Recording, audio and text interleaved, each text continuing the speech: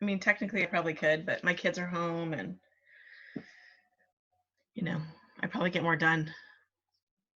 Yeah. I'm sure you do too, Brandon. I've somewhat figured it out here, you know? Yeah, that's good. Yeah, I don't miss going to the office.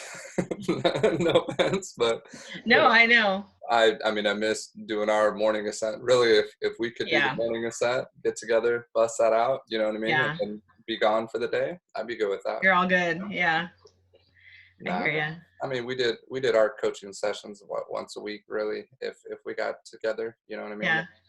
If lunch didn't get in the way. Right? And those lunches were the best also. So yeah, I missed the Yeah. lunch in a sense. But no, They closed down that Philly place? I heard that. Janet Brecky sent me that. I was like, are you Yeah. kidding me? You know, we were, I still owe her and Margie some breakfast or lunch. Yeah, we had a bet, but it didn't, Oh, yeah, I lost the bet. that's not good. Oh, I can only imagine what that was. Right. Um, so I guess Severio is supposed to be hopping on. He texted me this morning, but let's get started. Russ, thank you for your time this morning, and Anissa, to you too, just hopping on and being focused after Easter. What I was kind of hoping to do on Friday was do something like just one of Russ's trainings, and maybe before we get started, let's just talk about what's been working, what's not working, kind of a check-in, and then once Russ gets kind of a gauge of where we're at or where we're having challenges, then does that sound good to you, Russ? Then we can Yeah, take be great. the topic to whatever's going to bring the most help. You know what I mean? Because we're all sacrificing time to do this because we got such busy schedules right now. So yeah, it's I guess I'll just start with myself, Russ. Just I've actually I'm starting to clean up my computer, so I saw some old videos of some old ProAgent calls that I made, and I was like, wow, I didn't think I was that good, but I actually thought it was better back then than my calls recently. So I can tell I'm definitely out of touch with it. And I kind of fall back to my old style, which isn't the best, but it's what I'm comfortable with, just talking to people, asking questions. But I can tell I sound much more nervous up front.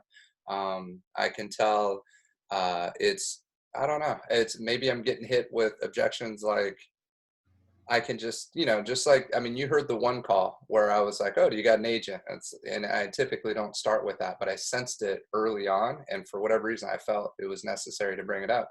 Well, since then, I haven't been able to connect with her. You know what I mean? And that was my one chance, was that call. So I really should have asked more, which, again, I can make my own excuses. She said she may have another agent. All these other things. Regardless, I had a call with her, so I could have got a little bit deeper on that conversation. So, Severius jumping on. So maybe just for myself, a little bit more structure. I know Anissa knows it pretty well, and I hear it from Severio, but I think it could be helpful for all of us. Just kind of the way you do the calls. You've done this the longest. What's your best approach with it? How do you handle the objections? How do you get it to, I guess, for what we're doing right now? What are you doing now to try to connect people, or what do you hear that's working? And I did try to do your video thing the other day too, where I actually recorded myself, because she basically was complaining that, well, why do you have regular listings on this website? Like insinuating that it's misleading, right? Because she was looking at like $1.5 million properties. And then when I pulled her history, dude, she looked at like 40 properties in 1 or 2 visits. So she's looking at everything, getting excited, thinking these are all short sales. Didn't even know what the heck a short sale was. In one email, she asked me, what is a short sale? So I tell her what it is. And then she's complaining to me on the next email, well, why do you have regular listings on here? And instead of going back and forth on email, I started typing along email. I was like, screw it, I'm going to do a video like you talked about. So I did the video. It's probably too much, on the video. Haven't heard anything back from her, but I did set her up on a search, and she looked at the search. So I don't know. We'll see. But just if you have any food for thought for a situation like that too. But yeah, I just wanted to share that with you. You don't have to answer it now. Severio, we're just kind of doing a rundown of what's been working, what's not working. And then Russ is, after he hears what we all complain about, then he's going to, try to find something to coach and train us about. Sound good? Good morning, everyone. Good morning. Nice hat. See, Russ, you're missing. I know I'm the one missing. I'll send you a Russ Orchard hat, dude. I know it looks like it should be my logo. So I guess Severio and Anissa, either of you, just kind of how the call's been going lately, what's been working, what's not. I guess more importantly, what's not working, so that Russ can, hear what we're complaining about or what we're having issues with, and then try to figure out a good training topic for today before we get on our calls. Don't mind my cereal. I've gotten that kind of a few calls too, about not calls, but when I do reach out to those people and they say, well, why is this? It's misleading, the short sales and, foreclosures, or that's what they think they're getting. And I said, well, you could find something on there, but we have access to everything. So that's the beauty about this website. So I sort of just glaze over it, but chances are you're not going to find any short sales on that place, on the website. But there's nothing out there right now. There's nothing. There's not any. Yeah. And that's what I do eventually. If they keep pressing, I'm like, actually they're not as common as they used to be, but this definitely gives you access to it. So they sort of are okay with that. But I have had one person that was really mad about it. Yeah. So, but I mean, get over it. Get over it. What can I do? Yeah. But as far as what's working, I've said this before, but just the emails, like I'll call, like we'll send out the welcome email. Like if it's new, we'll send out the welcome email, because that's a really good email. And then we'll call our 3 times. And then we'll just, like, the task, like I used to text a lot, but I feel like no one's responding to the text anymore now. I don't know if it's because people are over with the whole texting thing. They've, mastered that, but I feel like the email is what I'm getting the biggest response now. And they'll even do we'll do just the checking in one, or I understand, you haven't returned my call one, but they'll either do a simple nope or yes, help me find my place. And so then I'll call them again, and then they won't answer usually, but then, you send another email. But like I said, I think the emails are working the best, and that's what I've been getting the biggest response from. I mean, you could even put one of those, and then, or your own. You could just do your own on there. So, hi, Mikey. Hey, Mikey. He's all mad. Like, I hate you just wake up. Yeah. I'm starting to assign him leads too, so I want to make sure. He's getting the $1 million one. Yeah. Yeah, so I think that's just what's working for me, is just the emails, but you got to be consistent with that. The emails, like one in every 3 months is not going to work. They don't respond to that, but it's the finally after, like, they're sick of hearing from you, they'll say like, nope, already found a place, or nope, or yes, help me, but that's what's working. You think more is better than spreading it out then? Like how often would you say is effective from what you've seen? Well, so if I welcome them in on a Monday, I'll call them right away, and then, set the task for Wednesday, this is on a good week, call them on a Wednesday or whatever. And then, I'll just try to, I'll try to make the 3 calls, and then I'll just start hitting them with the email, like maybe once a week. I think that once a month I think that's not good enough right now.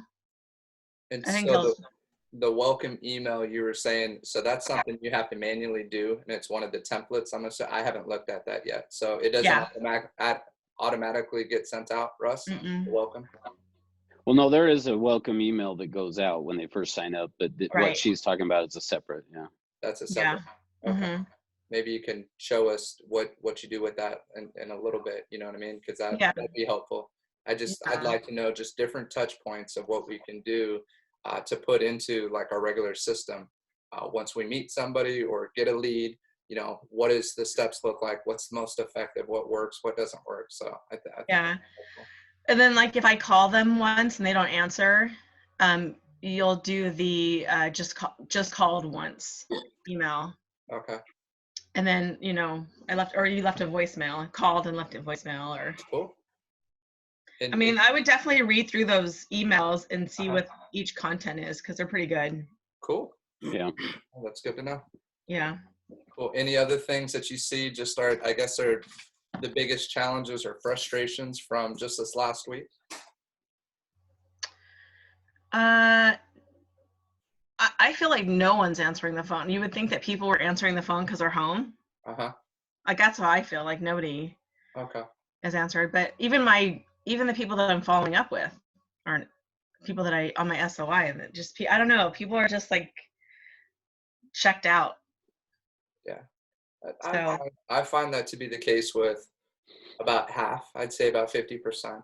But that's why you heard me at least connect with the one Sphere call I was sharing with Russ that I actually did the virtual tour on Saturday for them. And it was because we got together and made our calls, and I wasn't connecting with the pro agents. So it's like, you know what? I looked back on my list of Sphere people that I need to touch, called the Sphere rep, and then it led to what I call an appointment, not a formal listing appointment, but what would you call that? Not an actual listing appointment, Russ, but it's a face-to-face. It's actually the prospect, coming to becoming a client. a virtual appointment. Yeah, you're getting them to start taking action. Yeah. I usually just call that like a prospecting appointment. So it's an appointment, but you're kind of still prospecting. Right, because you don't have a formal contract yet. You don't have a listing agreement yet. But if you don't take that first step, you're not likely to get to where you actually get the listing appointment. Right. So, and I know some of what we'd like to talk to Anissa, and I know it's not to put you on a spot or pressure, but just kind of laying out, especially when we get together at the beginning of the week.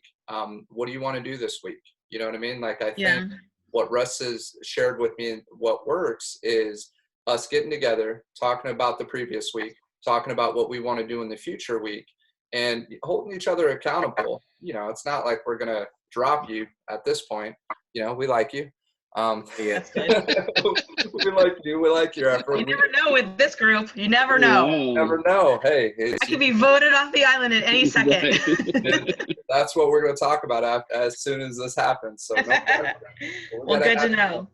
But just checking in, touching base, holding each other accountable. I mean, we all want to be successful here, obviously. That's why we're on the call, right? Well, yeah. And honestly, this week is going to be, I feel like it's been a couple weeks. My kids are settled. Everything's settled. My escrows have been a little bit crazy. I've had 2 fall out, trying to get them in. I got an offer on another one yesterday. So I feel a little overwhelmed with this whole idea of it. So the website. The weird thing is this website sort of keeps me grounded because I know this website. It's something that I know. And so I look forward to jumping back in and putting my time back in this, because honestly, and you guys know, like, I don't know what's going on everywhere else, but this, like, I actually look forward to this. So this week I'm committed to going through my, I bought a binder. So I'm going to create my own binder and start doing what Heather and I were previously doing. But just creating a binder and pulling out the names that are I'm pretty confident that they're going to go somewhere, and just, building on that. So I feel like, again, this week is the week that I'm actually just going to dive in, set my schedule. Like, I feel like I'm finally there, and just stick to my schedule and do this and do that. My kids are self-sufficient now with their school, and my escrows are sort of manageable right now. So so finally I feel like, okay, I want to do this now. Like I'm ready. And we're essential again. And we're essential, whatever that means. Well, it means we can show property if somebody wants to see it. You have some safeguards, obviously, that you want to put in place, but do you guys know what the new updated ruling is, or what we can do? There's only 2 people allowed. Now, does that include the seller also, or if the owner's there, they can't be there, right? Owners got to be out of the property. Right. Yeah. So it's only 2, and you have to have gloves and sanitizer. Yeah. What was that? In a mask? Mask. Yep. So have to wear the mask, wear the gloves. If you have the booties, wear the booties. And they can't be in the same car as you, obviously. Show up in separate cars. The agent can be in there with 2 of the same household. So they can't be in different houses. So it can't be like a brother and a sister that live in different properties. It's got to be husband and wife, or husband and, or, wife and daughter, or whatever it is. They got to be in the same house. They also got to sign that waiver. So there's a coronavirus addendum. There's about 5 or 6 of the different forms. The PED. Is it the PED? Yep. It's for entry. So, and it's pretty gnarly. If you read through it, I read through it before I did the virtual tours, make sure that they signed those before I did it. And I told them I needed something date and time stamp because people are reporting right now. So that's our protection. But when they read through it, I mean, it says it's highly contagious, basically lethal, potentially, you know what I mean? And we need to be careful. So it's a release of liability is what you're getting. But that's a good practice. If you have a listing, you're going to have showings, talk to your seller about it, make sure that your seller's aware of it, and that's what you put it on. Even if you don't want to put it on yourself or the brokerage, you say the seller is mandating that this gets assigned before we allow any showings. Okay. And that's going to be your liability protection. So obviously we have to be safe for our families. This isn't something I'm trying to go out there and start showing 20 properties this week. But when you got something that looks legit, and again, this is our excuse to pre-qual the crap out of them and make sure that they're motivated, that they're committed. I mean, shoot, if you need to push a buyer-broker agreement, push a buyer-broker agreement. You know what I mean? Take it to the point that they're showing a level of commitment for you, because you're not going to put your family at risk or yourself at risk or the other family at risk. This is a serious situation. So you have a lot of leverage to call a lot of the shots. Not everybody's going to like that, and that's okay. You can push them away or just put them on the drip, right? You know, and then maybe when things settle down, you can reconnect with them and say, hey, it's not as crazy now. If you'd like to go see a place, I know I was being, you know, kind of a drill sergeant before, but now we can be a little bit more lax. Right. But that's personally how I'm going to leverage it, even to the point, you know, not justifying it, but where I was like, are you working with an agent? You know what I mean? Again, you know, I'll let Russ run the show because he's the expert with the training of this, but yeah, no, it's I think those are some good points. What do you think, Russ? Yeah, well, I agree. Let's hear from Silverio first, and then we'll go into training stuff. I do need to be off, but at 1:45 though, because I got to go run the coaching call. But I'll be quick. Whatever with the coaching call, man. I just I wanted to maybe get kind of give some feedback on the website itself. It seems like it's a common denominator that people ask, why do you have, you know, regular listings in there? And they're always thinking, well, it's a short sale website. I should be able to find a good deal in there. Right. And yes, I had some people sometimes that when I asked them, you know, what are you looking for, you know, blah, blah, blah. And they're like, where are the short sales? Okay. So I just say, hey, listen, short sales are come and go. Probably the one you look at it, it's probably gone. But I can go back and check the details, you know, and I can get back to you. Would you like me to check, you know, check it and get back to you? Can I send you an email or whatever? I can call you back. And like, yeah, okay, that's good. Yeah, let me know if something else comes up, you know. But I do get that, but I don't really pay much attention to it. Once I start talking, I just go, you know, in a different direction, and I say, hey, you know, if you want me to, I can keep you updated on when these things come up, because they come up and yeah, those ones are good deals, but they go pretty fast too. So you want to be ready to get one of those deals, you know, let me get you in touch with a lender. Let me get all your paperwork together. Something shows up, we jump on it. And most of the times they agree to that. So I don't know, just, you know, like I said, I don't think there's deals out there. I mean, I don't think there are no short sales, and you know what I mean? Well, there's some, but they are very few and far between. Yeah. So for instance, that's something I track in Salt Lake, and in all of Salt Lake County right now, there are 6. Right. So like what you're saying is right on, meaning there's not very many, but there still are some. So okay. So yeah, let's talk about that for a minute then. So because I think this is helpful. So the thing to keep in mind, and I don't know if I've mentioned this to you guys before or not, but early on, this goes back quite a few years ago now, before I was doing this, I had seen an ad that someone had done for basically short sales, foreclosure, stuff like that. And I remembered seeing it, and I remembered thinking to myself, so if you've had this thought, I can relate because I had it too. But once I sat down and talked with somebody and talked through it, it became very clear to me. And so anyway, so hopefully we can kind of do the same thing. But I remembered seeing somebody that was advertising this, and I remembered thinking to myself, well, why would an agent want to do that? Because then you're just getting the people who can't afford anything, who really are just looking for a deal, and blah, blah, blah, the investors, all of that kind of stuff. And so as a result of that, I didn't do it for a long time, and I didn't buy into it because of that was my thought process. But then as I sat down and I talked with an agent, and actually even, and this part may or may not make sense to you guys, but in Salt Lake, it's pretty rare to do, or let me rephrase that. It's not rare, but we don't get the same number of people coming to an open house that you would get in California typically. And in Salt Lake, if you're in downtown Salt Lake, you can get a good number of people, meaning like you could get the same type of traffic that you guys will usually see. And I remembered talking to an agent that she said to me, you should be doing open houses in Salt Lake City. Well, where I live is probably, I don't know, 15, 20 minutes out of the city. And I remember saying to this agent, well, why would I want to do that? Because I don't really want my business to be in Salt Lake City. I really want more business that's, you know, south and west of Salt Lake, the southwest area. And she said, yeah, but the reason you want to be doing open houses there is because most of the people are going to start their search in Salt Lake. And then once they have gone there, they then get connected with an agent who then says to them, oh, well, you don't qualify for what you're looking for in a home here, but if you'll go out into the suburbs, then you can do that. And now they've already connected with an agent.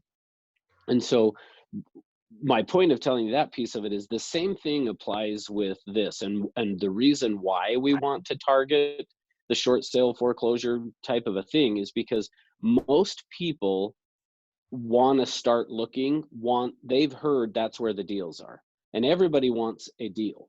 And Yes. so that's why, that's the whole theory behind targeting that, is because, and so with that, yes, we are going to also attract, as part of that, some of these people who are well, I just only want a short sale, I don't want to buy anything else. Now, for me, that's okay. Meaning, when I come across one of those, and I guess you guys can decide for yourself on this, but for me, when I come across somebody who is really the investor looking for a deal, I actually don't want to even deal with them. So it's kind of ironic, because yes, we're attracting some of that to the site, but when I get it, so I guess what I'm saying is, when you come across the people who then complain about, well, how come you have other properties on there? And like, part of how I would answer that, it would always be to say, well, because when we didn't have that on there, we got more complaints from people because they wanted to see other properties as well, and maybe even just tell them the truth. Because the reason we have it there is because, yes, some people are coming looking only for that, but there are a greater majority of the people that come looking for that end up transitioning away from that. And really, here's how I would approach it with people. In fact, this is where it's a great opportunity to get an appointment with them, even, is to say, hey, let me make sure you fully understand what a short sale is and what that means. And then from there, I will talk to them about some of the pitfalls of buying a short sale. And I just tell a few horror stories that I have seen. And so you guys may or may not have seen some of these. If you have your own, use your own. But if not, rely on mine then. Of, hey, yes, short sales can be a good deal, but you're also taking a huge risk. Because I've seen, and I have actually seen this, properties where the previous person is mad because they're losing the property, so they put cement into the sewer pipes, so you got to go now deal with that to get it out. I've also seen where they went through and cut the wires, the electrical wires, on every outlet and light switch throughout the house. So they just cut a hole in the sheetrock and then cut the wires, which means then in order to repair that, you've got to go through and put a junction box in there or rewire the whole entire house. And so I just tell some of those little horror stories that are along the lines of, hey, yes, we can get you some great deals, and yes, I'll help you find it, but let me make sure you're fully aware of what you're up against when you do a short sale. And I'll use the other side of it, where I saw one that took 2 years. I had an agent that I was helping with a short sale. It took her 2 years to get that deal to close. And so then that's when I say to the people, so do you have that kind of time? Do you have the resources to deal with that kind of stuff? And a lot of times they go, well, no, I don't really want to do all that. I just was Right. looking. So those are the people we want, the ones who then go, yeah, no, I don't want to deal with that. Mhm. The ones who are doing the, yeah, that's exactly what I want. Like, I'm looking for a fixer up and flip and kind of a thing. Now, this may or may not work for you guys there, but for me here, I just say, look, if we come across something like that, like, I'm going to go find the funds to buy the house myself, and I'm going to turn around and flip it. Because if I come across Yeah. that good of a deal, I'm not the right agent for you. Right. And so those investors that are like that, I just tell them, hey, sorry, like, we'll be competing for those properties. And that's exactly right. I'd call my investors That's that right. have all cash. Yeah, that's right. Just when I come across one of those. So anyway, so just kind of think of it as, like, some extent you're going to use that as a way to separate the ones we want from the ones we don't want. And Right. and like I say, unless you want to work investors, but for me personally, I just am like, I don't want to deal with the investors. So yes, recognize we're attracting some of those because of what we're doing, but we're also attracting the people early on before they hopefully get connected with an agent, so that we can be that agent who then takes them out to go find those other properties. So Right. So anyway, hopefully that Yeah, helps. it does.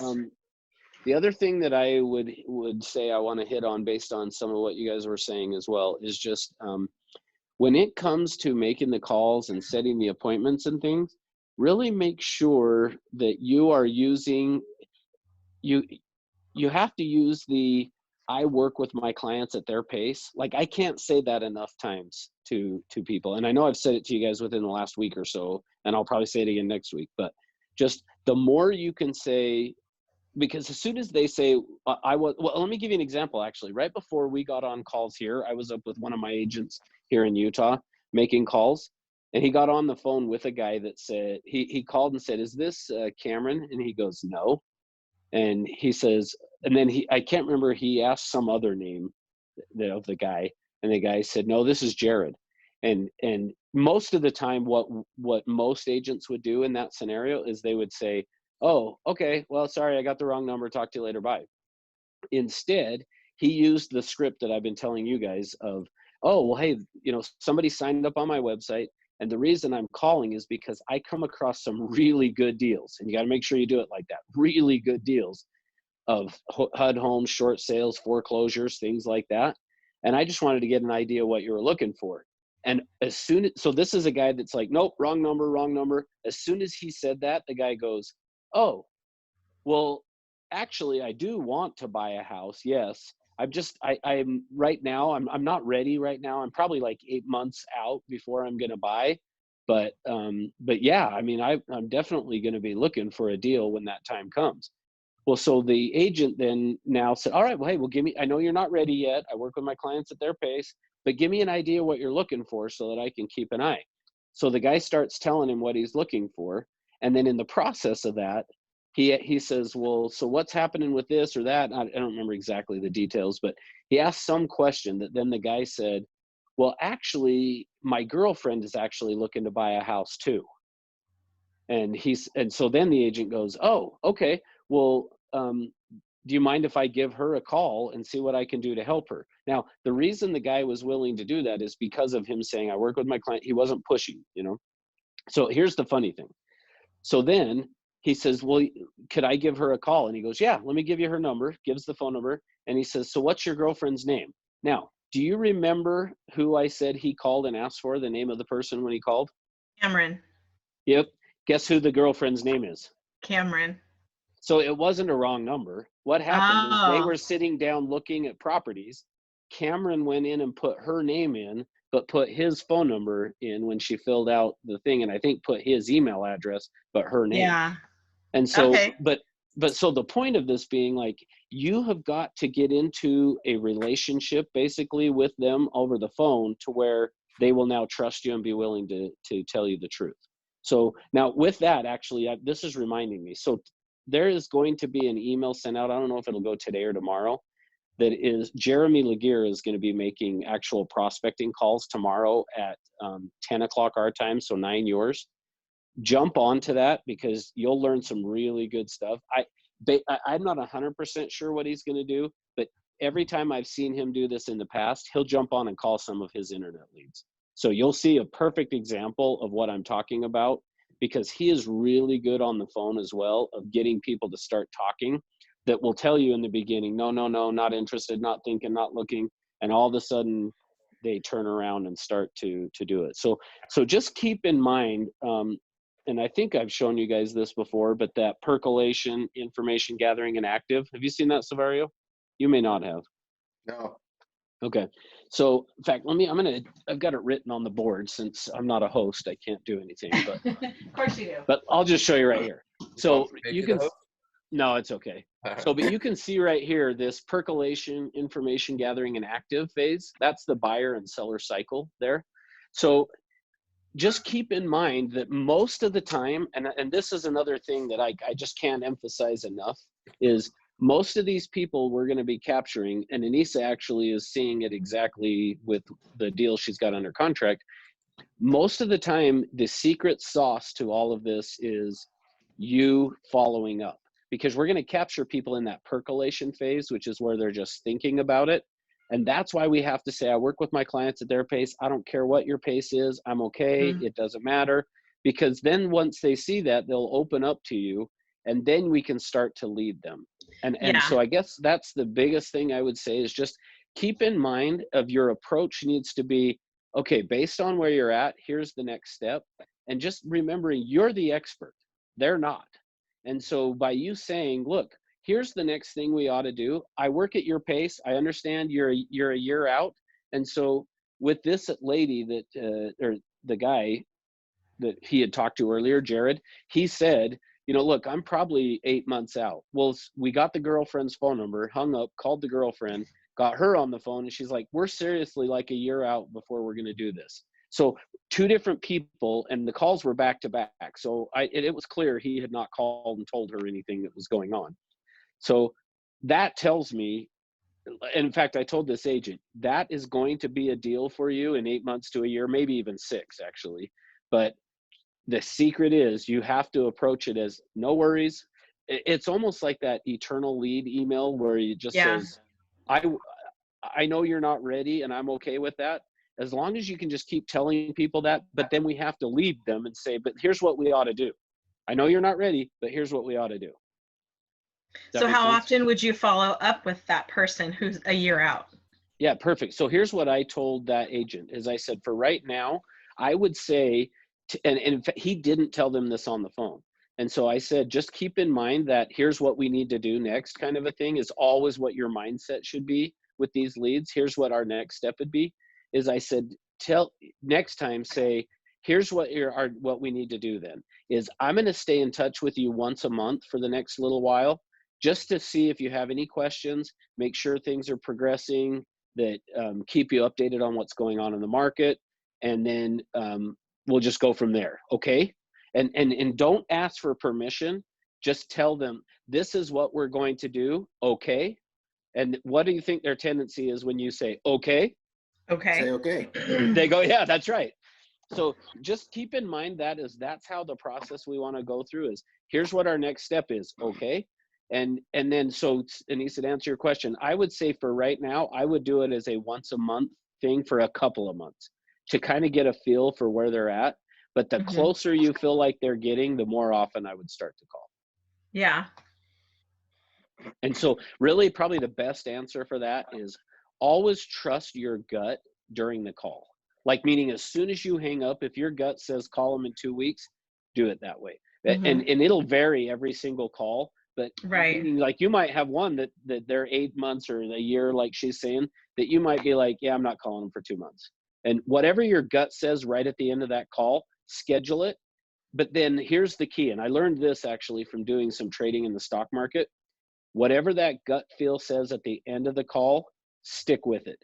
Meaning when 2 months later, if their name pops up, don't look at it and go, oh, I'm going to wait. It's only been 2 months and they were a year out. I'm going to wait 1 more month. No, trust your gut right at the end of that call knows the exact thing to do. And if you'll just trust that, it will work. Okay. Well, I know you only got a few more minutes. Real quick, Russ, what would you say about the market when people are, they're just on the fence, want to see what's going to happen with the economy, want to see what's going to happen with their personal job, or say their job is fine, they're making money, but maybe a little bit less. But they were ready to go before this all hit, and then now they're putting the brakes on, and they want to see what's going to happen to the housing market because they think we're going into a recession. How do you respond? Yeah, good question. So, couple things on that. One, first thing I guess I would say is I would always say, hey, good news. I work with my clients at their pace. So whatever that looks like, I'm just here to help you. But let's talk through that and make sure that that is the best thing. And then from there, what I would say, because based on what you're saying to me is if they're not working right now, they're probably not going to get the loan. So we probably will just have to wait. And in that case, I'm going to go, okay, let's just stay in touch and go. But if it's somebody that's just saying, hey, I think prices are going to go down, and so I'm going to wait. In fact, actually, I saw something the other day that an agent was out showing a house here in Salt Lake and asked the seller, so, hey, where are you going to be moving to? And the seller said, I'm not moving anywhere. Like, I'm selling this thing. I'm just moving in with my kid. I'm not buying in a house. Prices are going to go down. I'm not buying until prices, like, it was kind of like you're an idiot because you're now convincing the buyer who's going to buy your house the prices are going to go down. But now here's what I would say. If you look back though on what has happened through the last recessions, the only one that really housing prices went down was the 2008. Meaning you look back to 2001, the 1990 whatever, and like back into the 70s, every recession, home prices just slowed down their increase that they were going to have in prices. And so again, I would just say for me, how I would handle it when they're saying that is I say, totally get it. If I were you, I would do the same thing. So use that empathy. If I were you, I would do the same thing. Let me just talk through though what may be different this time than the last one. And then I would go into our inventory is still at record lows. And once this is over, there are people who would have been buying houses these last few months that are just doing exactly what you're doing. There are a ton of people doing the exact same thing you are doing right now, which is saying, I'm just going to wait. And then guess what's going to happen? As soon as people are back to work, all of a sudden, all of those people go out to buy, and just simple supply and demand tells you that what's going to happen.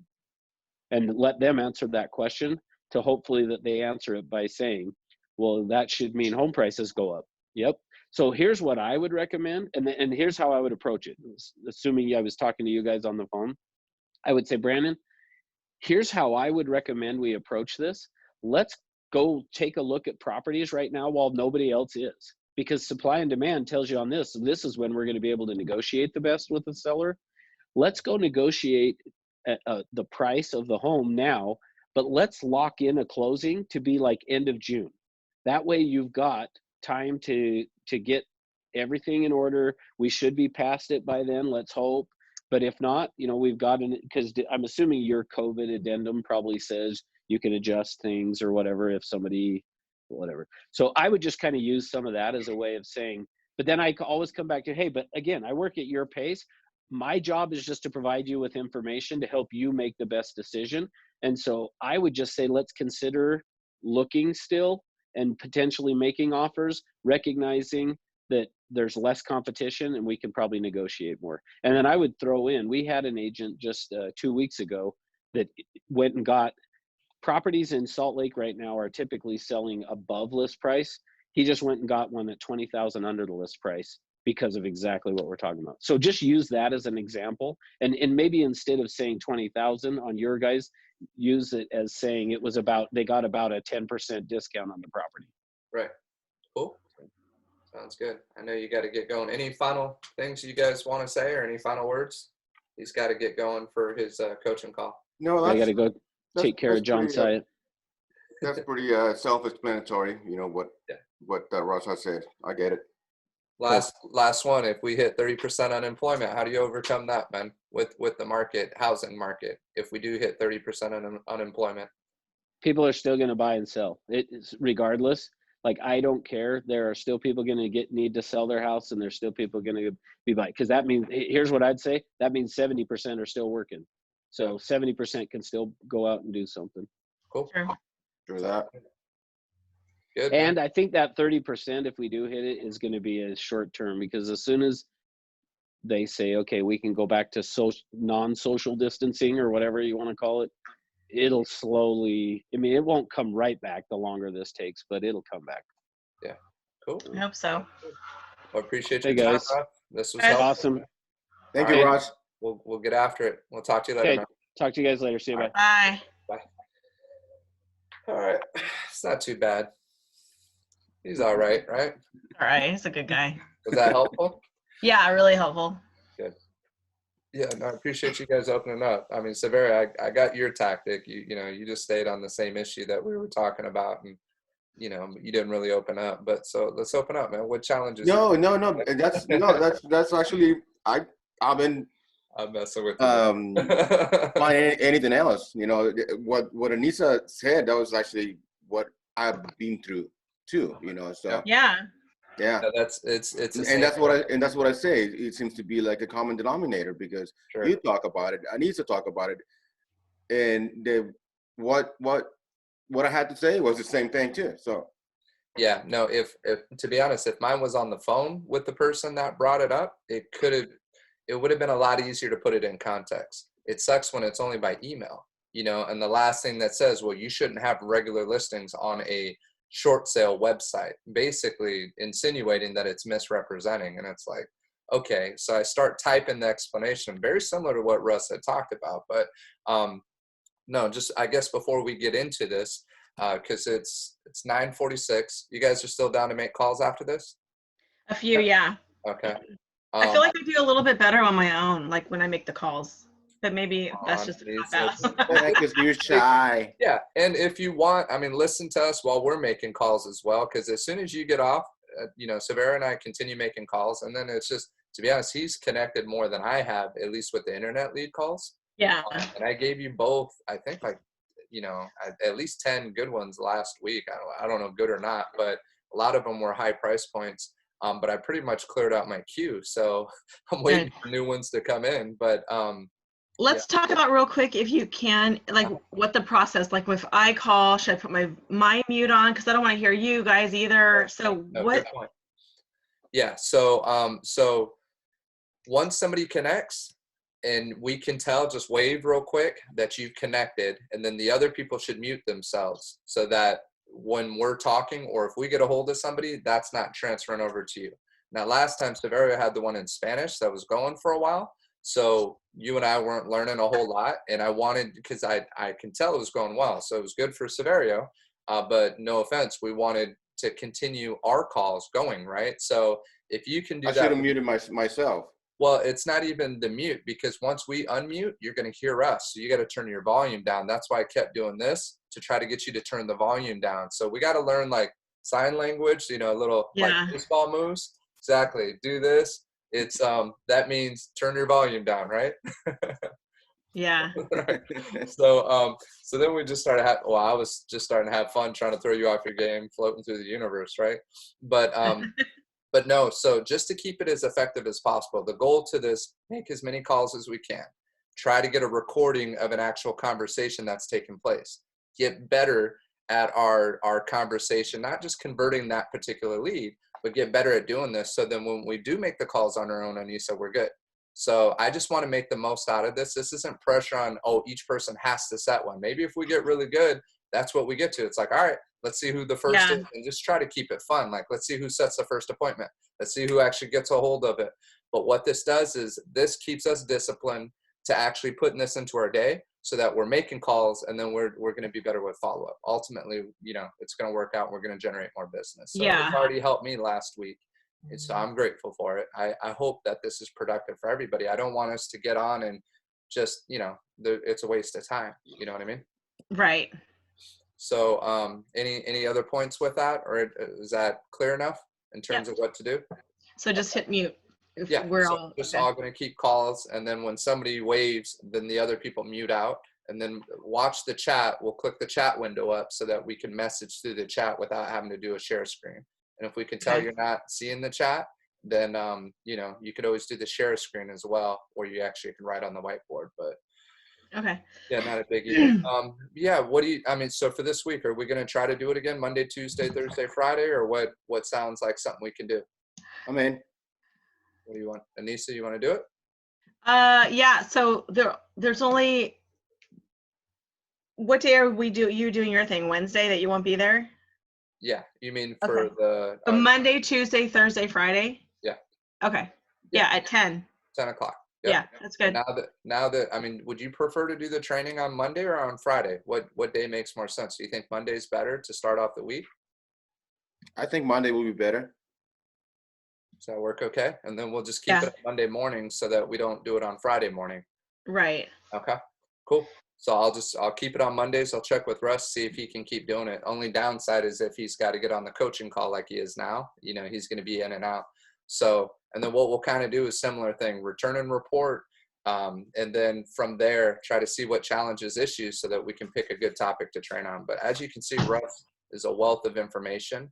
And that's a big part of why I like staying connected to these Utah guys, is because they've been doing this. This is all they do. As they were saying, they don't do open houses. They don't get the same type of turnout that we get out here in open houses. Well, we can't do open houses right now. So we need to get good at this. And if we can get good at this before other people in California get good at it, this can be huge.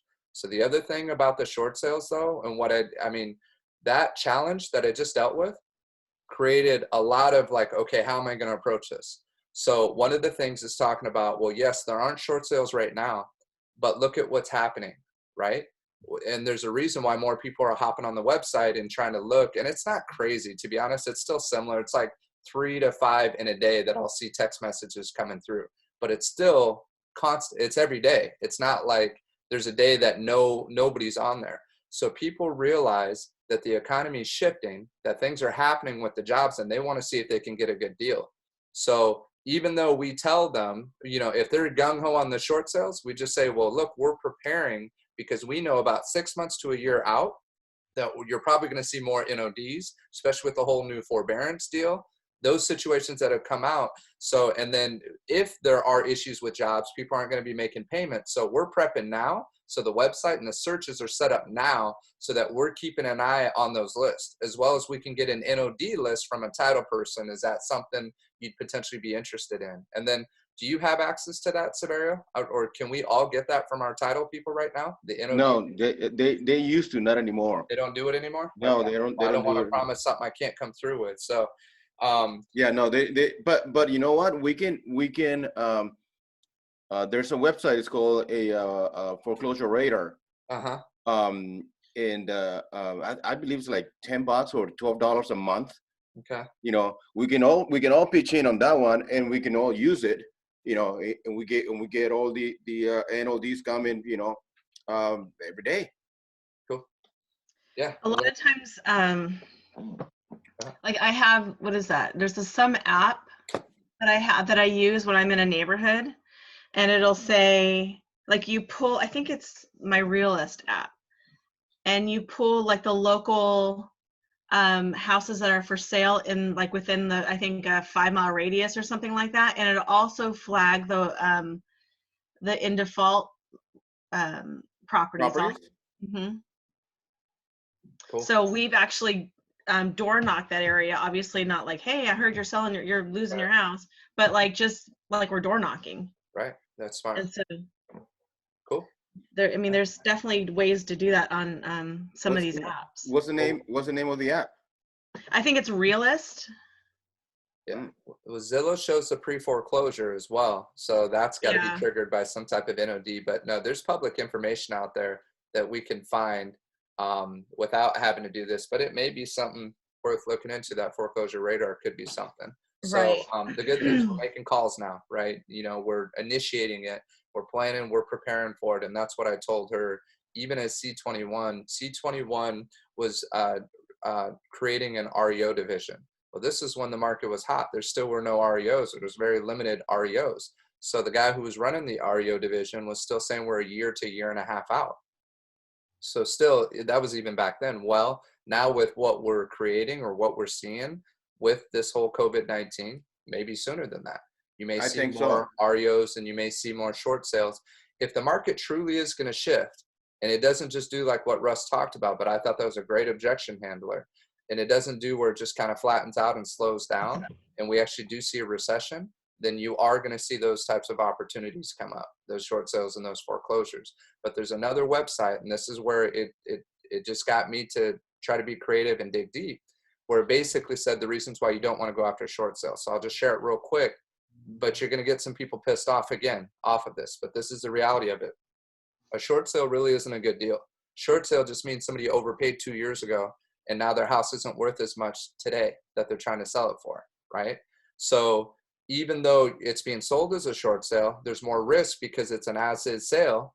And then like Russ talked about, there could be people that are upset, right? That are trying to sell their home, or they're mad that they have to sell their home, so they sabotage the property. And then now you're inheriting that. But think about what the bank's going to try to negotiate. They're going to try to negotiate it at market value. So why deal with a short sale that could take super long, all this risk, all these other things, when I could probably negotiate a better deal on the regular market for you right now? And that's where he talked about, hey, somebody just saved $20,000. Does that make sense? Yeah. So just wanted to bring those points up, but I sent her that link. I don't know if it helped or not, because she was just that type of person, you know? So anyways, you guys want to hop on, make some calls now? Yep. Okay. Anything we want to try to commit to for the week? I'm still trying to get to that. I mean, we're committing to the 4 days. Yeah. But what's our goal for the week? I mean, what do we want to accomplish out of this? I just want to get through I want to get through my new ones this week. Okay, so get through your new ones, and then you were also talking about organizing your schedule, right? Yeah, and kind of creating a schedule of some sort, my coronavirus schedule. Cool. And are you and just still follow that. Are you still working with Heather on these leads, or are you doing these on your own now? I'm doing them on my own pretty much. Well, I mean, yeah. Yeah. No, I'm just saying for the new stuff. Is this helpful for us to get on? What's that? Yeah, she won't get on. She won't get on. Okay. No, she but won't do it. Is this helpful though for you to hop on this with us? Yeah, as long. Yeah. Yeah, I think for a little bit it kind of gets my head right, you know, like okay, like just even if honestly I think this would help, to be honest, and like it is helpful if we can maybe even practice a call like once, like you and I or me and Silvario or whatever, like just to role play it, because it has been a while, you know. Yeah. Perfect. So I think that would help. That's the whole goal for this as well, and to make it so that, you know, we can do this all ourselves individually, work together as a group, work together as a team, help each other out. Like, we give each other a hard time, but it's more to keep this fun so that we're doing our job. We're actually reaching out. We're making the follow-up calls, but all in this together. And this should be a safe environment, not where you're feeling pressured or any of that stuff, you know, but at the same time, some pressure is good just to make it where we actually do it. You know what I mean? It's not to make it where, you know, we suck on the phone when we're on the call with someone, right? Yeah. So, all right. Russ, Severio, anything? You kind of look like, you know, the Spanish version of Russ, right? You got a better tan, man. Lighter shade of brown. Yeah. What do you want to do this week, Silver? What's your goal for this week? I want to get an appointment a day. I'm gonna call every day, even on Wednesdays. Good. I'm gonna try to get one appointment a day. Cool. So at the end of the week, I should have 5. Okay, so 5 appointments. Awesome. And then, so appointments, Silvario, like, so you're actually going to show like those kind of appointments? No. Appointment can be nowadays we can call an appointment like, well, call me back. You know, I talk to someone I grab the phone, I make my phone calls, I connect with someone, and then I start, you know, engaging on a conversation and follow up and stuff, something like to that effect. Obviously, after that, a showing property will be the next one. But as long as I connect and I can move them from a lead to working on the website, to me, that I would consider that an appointment over the phone. Okay, so like kind of what Russ was talking about earlier on, that's more of a prospecting appointment, not an actual listing or buyer appointment. Yeah, not a physical appointment. Yeah, good question. So how about, so with that, because really you're still working on the connecting part, right? So you're trying to get to 5 connections this week, which is good. But you know, we could have connections and still not go anywhere with it. Maybe it getting to a point, if it's a buyer, trying to get to where they're at least getting pre-qualified, right? And maybe that counts as an appointment, or where you do a Zoom call with them and really break down the process. So you actually set up a specific time and a date to spend about a good 30 minutes with them on a Zoom conversation, a Zoom meeting appointment, where you're going to really discover what it is they're looking for, share with them kind of what's going on in the market, and then asking for permission to stay in touch with them once a month to keep them updated, because we're in a very dynamic changing market. Does that make sense? Yeah. Cool. Does that work? Does that sound good, Anissa? Yeah. That sounds good. Yeah, no, I think that's good. And then just, you know, again, it's whatever works. So whatever's easiest. If it's easiest to text everybody, hey, I set 1 appointment, let's clarify. And that's why I'm glad Anissa said that. What does that count as? Because we don't want to set the bar too high where it's like, damn, I can't ever set an appointment. We want to get action and some traction. But at the same time, we don't want to say, yeah, I set 5 appointments today. And in reality, it's just connecting with 5 conversations, which it usually takes about 5 conversations to set 1 actual appointment. You know what I mean? Yeah. That's kind of the statistics, is about 20% roughly. So eventually we want to get our contacts up where we're making more calls to have more conversations to actually set a buyer or a listing appointment that's eventually going to lead to you making money. That's the whole point of doing this. So that's where we want to get to. But no, good question and good clarification. So you still feel good about that? 5 appointments? Silver? Yep. Cool. Yep. All right. You're overachiever, Silver. No. Awesome. You got it. You can do push this. it. No, it's Because if I don't push it, You do. I'm gonna fall short. And even if I say 3, I'm gonna fall in 1. So I'm like 5. I'm just gonna mindset myself to that point, and you know, see what happens. Yeah, the mind's a powerful thing. Yeah. My goal is to create 2 new opportunities this week. So it's likely, my guess is mine's likely going to come from my sphere, but I'm going to try to do it from the internet leads as well. Still make some of those, but I'm also, just so you both know, I'm not running through the internet leads. Like, I'm not calling 10, 20 of them. My calls that we're making here, it's pretty much my calls with the internet leads. That's about as much as it's going. One of the advantages I do have is on the auto email, when after they respond, it's coming directly to me. And that's where that 1.5 million, she was engaging off of that. So her first email to me, and I'll show you the chain, her first email was, what is a short sale? Like, what does that mean? So I start breaking that down for her. Then I said, is there anything that you want to see or you're interested in? Then she brings up that property, but she's excited thinking it's a short sale. And when I clarify it's a regular listing, she got pissed off. And that's where you could just tell, you know, it's a breakdown. But I Google searched her. I'm starting to get a little Anissa in me, you know, and starting to research. And dude, she's had some complaints about her, bro. She's one of them high-end, interesting, special people. You know, I got to be careful what I'm saying because it's all being recorded right now, right? But yeah, just something to be careful with. Let's just put it that way. You know what I mean? Like, there's some complaints, Better Business Bureau complaints about her, and I guess whatever her previous job was, or maybe it's a recent job, but just people not being too happy with how she's represented herself. So it's just interesting. She's got like this, yeah, just can't get catfished here, man. That's all I'm saying. You gotta be careful with that. So so let's make some calls though. Let's jump on it. Or do you want to role play first? Want to do a role play, Anissa? Yeah. Okay. Yep. So Anissa and Silver, or Anissa and me, or whoever. Who do you want to? You too. I'll watch you guys. Okay, go ahead, Anissa. So you're calling me up, right? Okay. Okay. Ring. Hello. Brandon. Yeah. Who's this? Hi, it's Anissa Orsini with Century 21 Everest. How are you today? I'm doing good. How can I help you? Hey, Brandon, I saw that you were on my website looking at homes, and I just wanted to reach out to see how I can help. Oh, which website is it? I've been looking at a few different ones lately. It's Ventura County Short Sales. Oh yeah, that's right. Yeah. So did you see anything that you might be interested in? Go take a look. Not right now, you know, yeah, we're checking, just looking at some things, just kind of, you know, just getting some information out there, seeing if the prices are coming down. Okay. So you're just gathering some information, right, Brandon? Yep.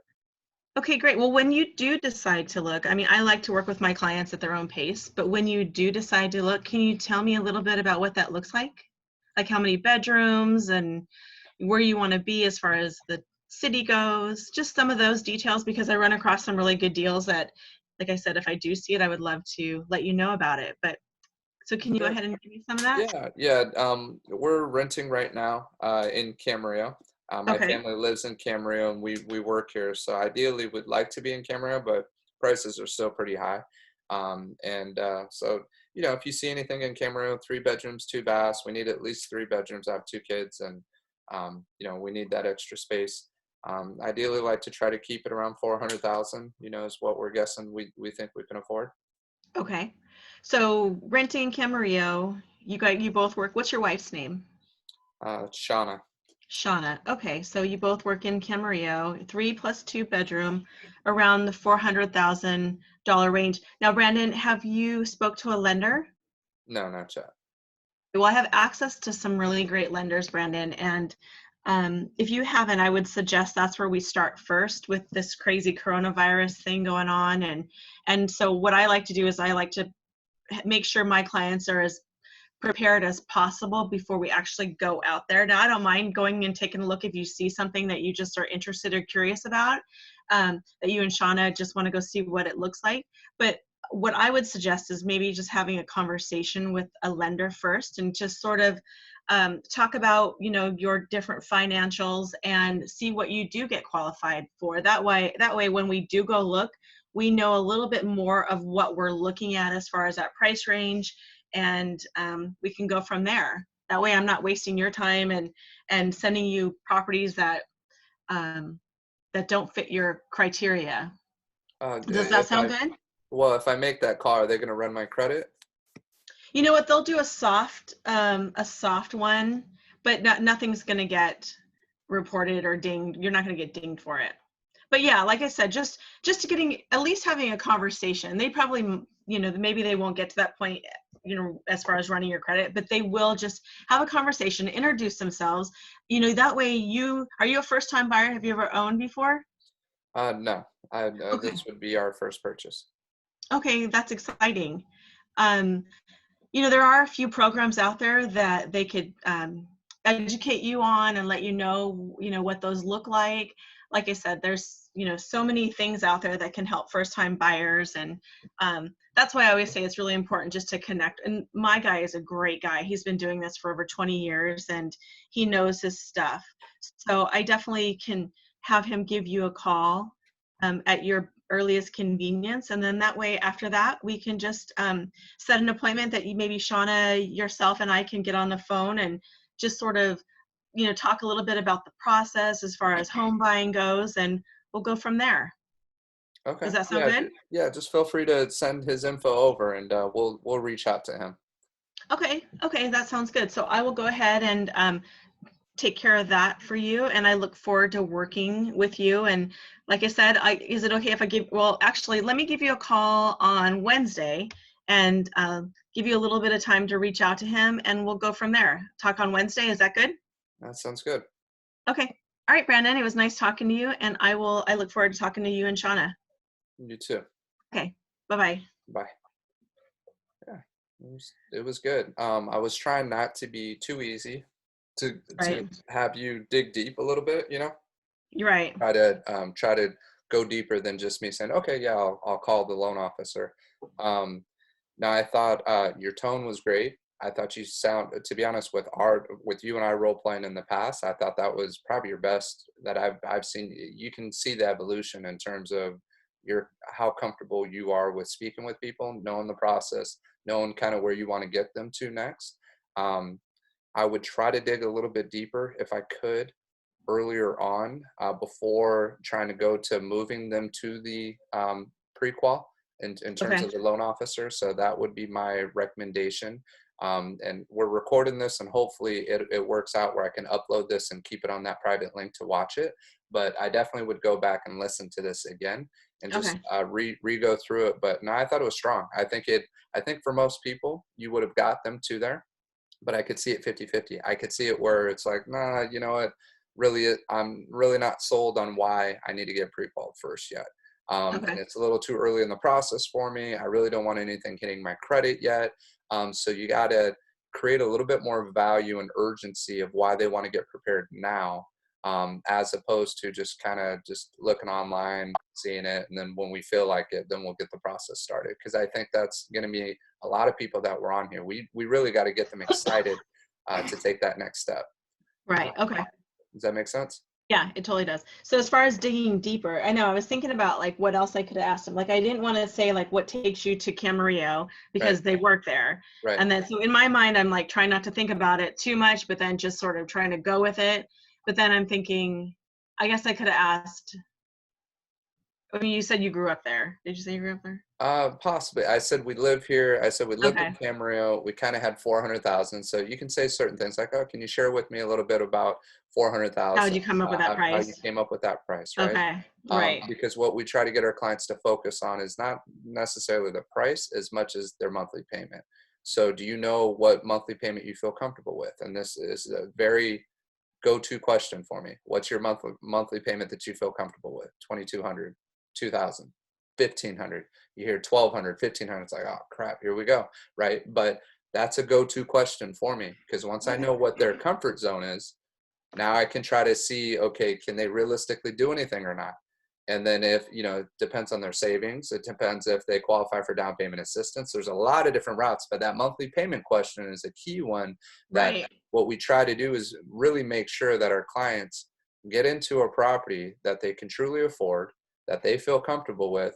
And that's it in terms of timing. And that's how you overcome also is the sky falling objection. It's not about timing of the cycle that everybody gets hung up on. It's about you buying when the time's right for you. So that Right. monthly payment's a big question.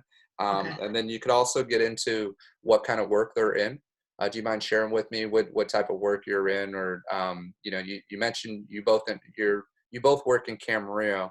Where do you work? Or it's tough to say it because they can get on the defense. But what type of line of work are you in, right?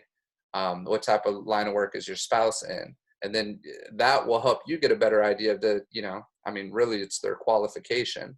And then also educating them. So I try to educate them a little bit on the phone of the process if I can, if I start getting them to open up. But sometimes that's what allows me to help them open up. So I do a couple of things. I'll share a quick story of somebody who wasn't making that much money that bought their first house. They're making 50, 60,000 a year, and they bought a 3-bedroom or 2-bedroom property, right? So I share that, and then they want to know more about that. Oh, well, I make 80 a year, or I make that. They start opening up. And then it's like, okay, well, that's the very reason why I need to put you in touch with this person. So once I tell the story, get their interest up, now I can transition into where I got a much higher likelihood that they're actually going to connect with that loan officer. Does that make sense? Yeah. So that's one of the, I always say it's like giving them candy, right? You got to kind of give them a taste of why it's worth trying to take the next step with you, as opposed to another 4 or 5 people out there that they may know as potential agents. So you got to give them something that's a little bit different. The one thing I haven't gone to yet, and hopefully we don't have to go to it, is it worth it to throw out a little credit that we're incentive? If we got somebody that we know is kind of on the fence and they're hopping online. I was watching a video recently and this guy's really on it. You guys are both a part of that group, right? That group that I just set up? Oh yeah. Yeah. Mine. Yeah, there's a Berkshire Hathaway interview. You got to check that one out. That guy's on point. He is on point. He knows his stuff inside. He worked for Realtor.com as a CEO. And then, and what's crazy is Ken somehow saw it. I don't know how he saw the video, but he literally just sent a different one to Charlene. That's the same guy. And the guy knows his stuff inside and out. And he basically says, he said, people on the internet are looking to purchase. People who are looking to sell, they're not looking on the internet yet, but they're looking for the agent. Oh, I'm sorry. So people looking to purchase are looking at properties. People looking to sell are looking at agents. Okay. So the agents, what differentiates an agent? Commission, rebates, and reviews. Those are the 3 things people are looking online to check out. So again, commissions, what are you going to charge commission? What kind of rebate are you going to give me? And then how strong are your reviews? Those are the three things. This is coming from Berkshire Hathaway, their head guy in charge of business growth opportunities and developing agents and everything else. He worked for Realtor.com as their CEO. He knows what people are searching online for. He knows what they're looking inside and out.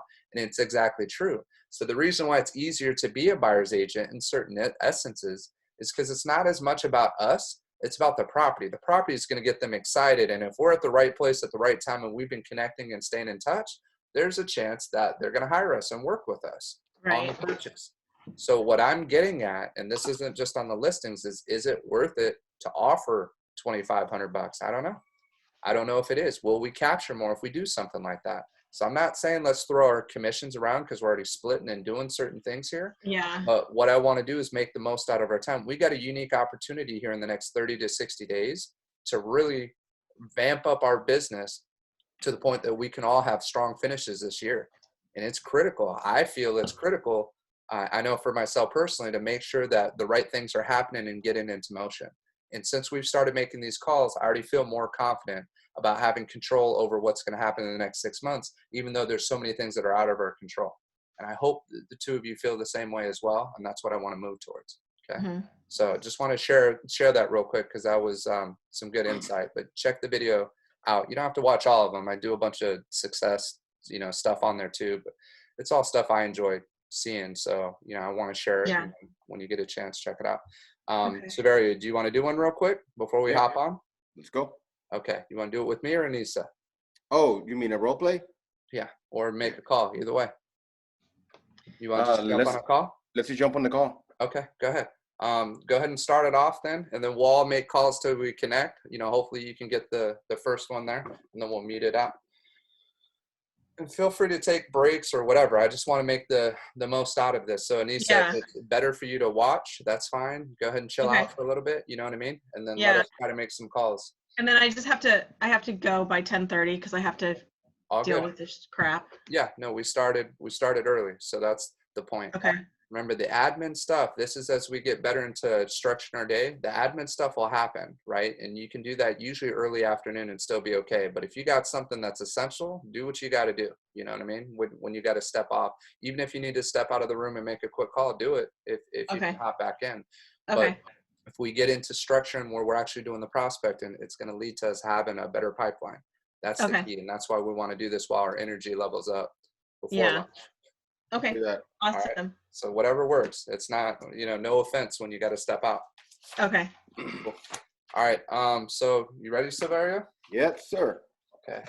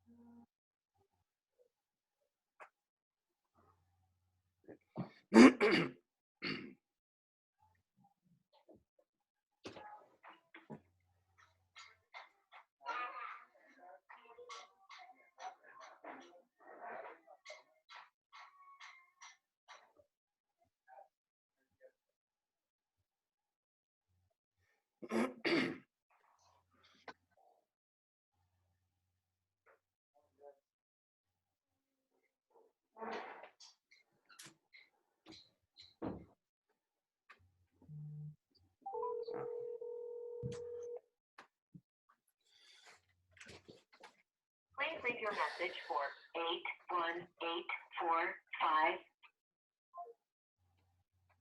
Couldn't find my phone. I actually worked out this morning. I had it on my arm. I'm like, where the hell did this thing go?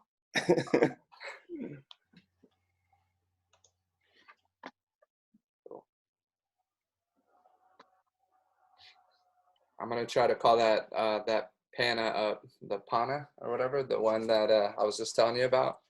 So that I had the interesting emails with. So let's see how that one goes.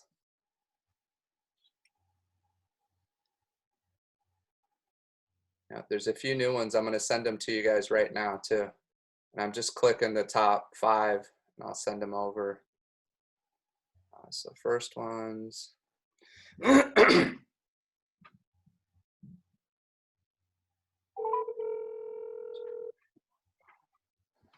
Please leave your message for 8188447.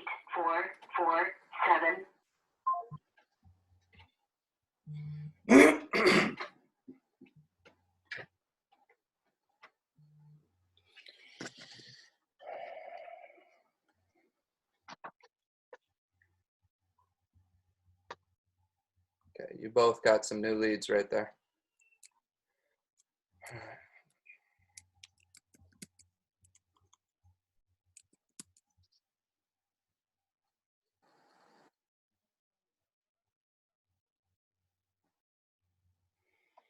Got it.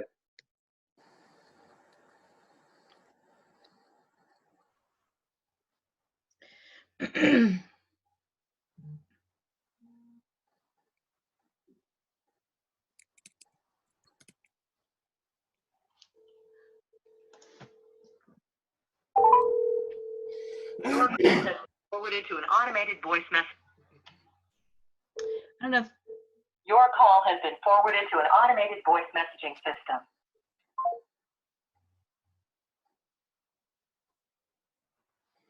Jenna.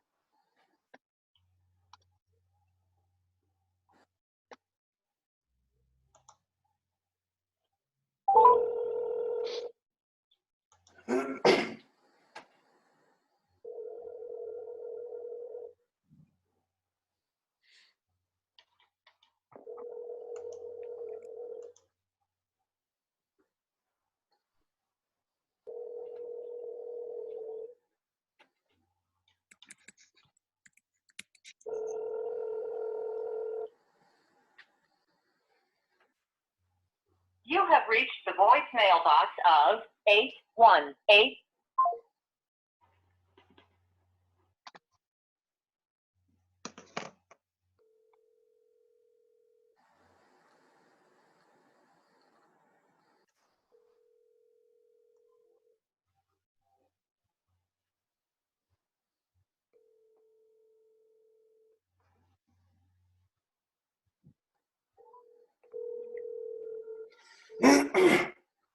Your call has been forwarded to.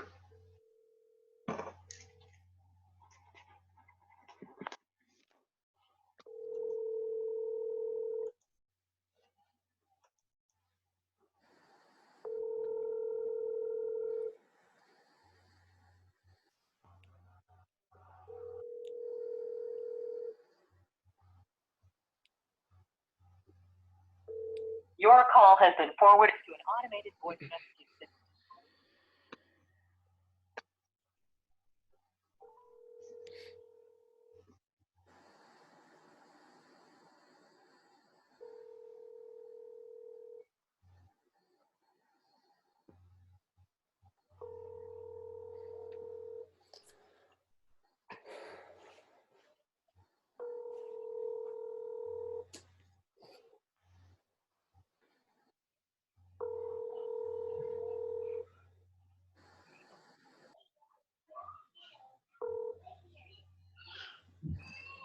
The mailbox is full and cannot accept any messages at this time.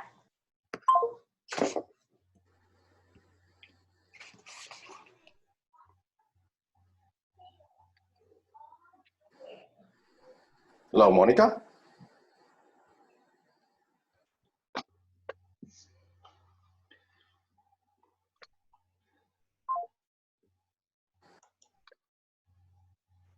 It connected or? No. Okay. I tried to call that Pana, the one I was telling you about that I had the engagement with. What happened? Nothing. Just went to her voicemail. Voicemail box is full. Oh, that's the one. Yeah. That's no, I definitely can see the frustration, you know, that that you guys have experienced, but also the good opportunity with it too. It is challenging, but I do know, just like anything else, if we stay focused, that we're going to figure out a way to be really good at this, you know. Yep.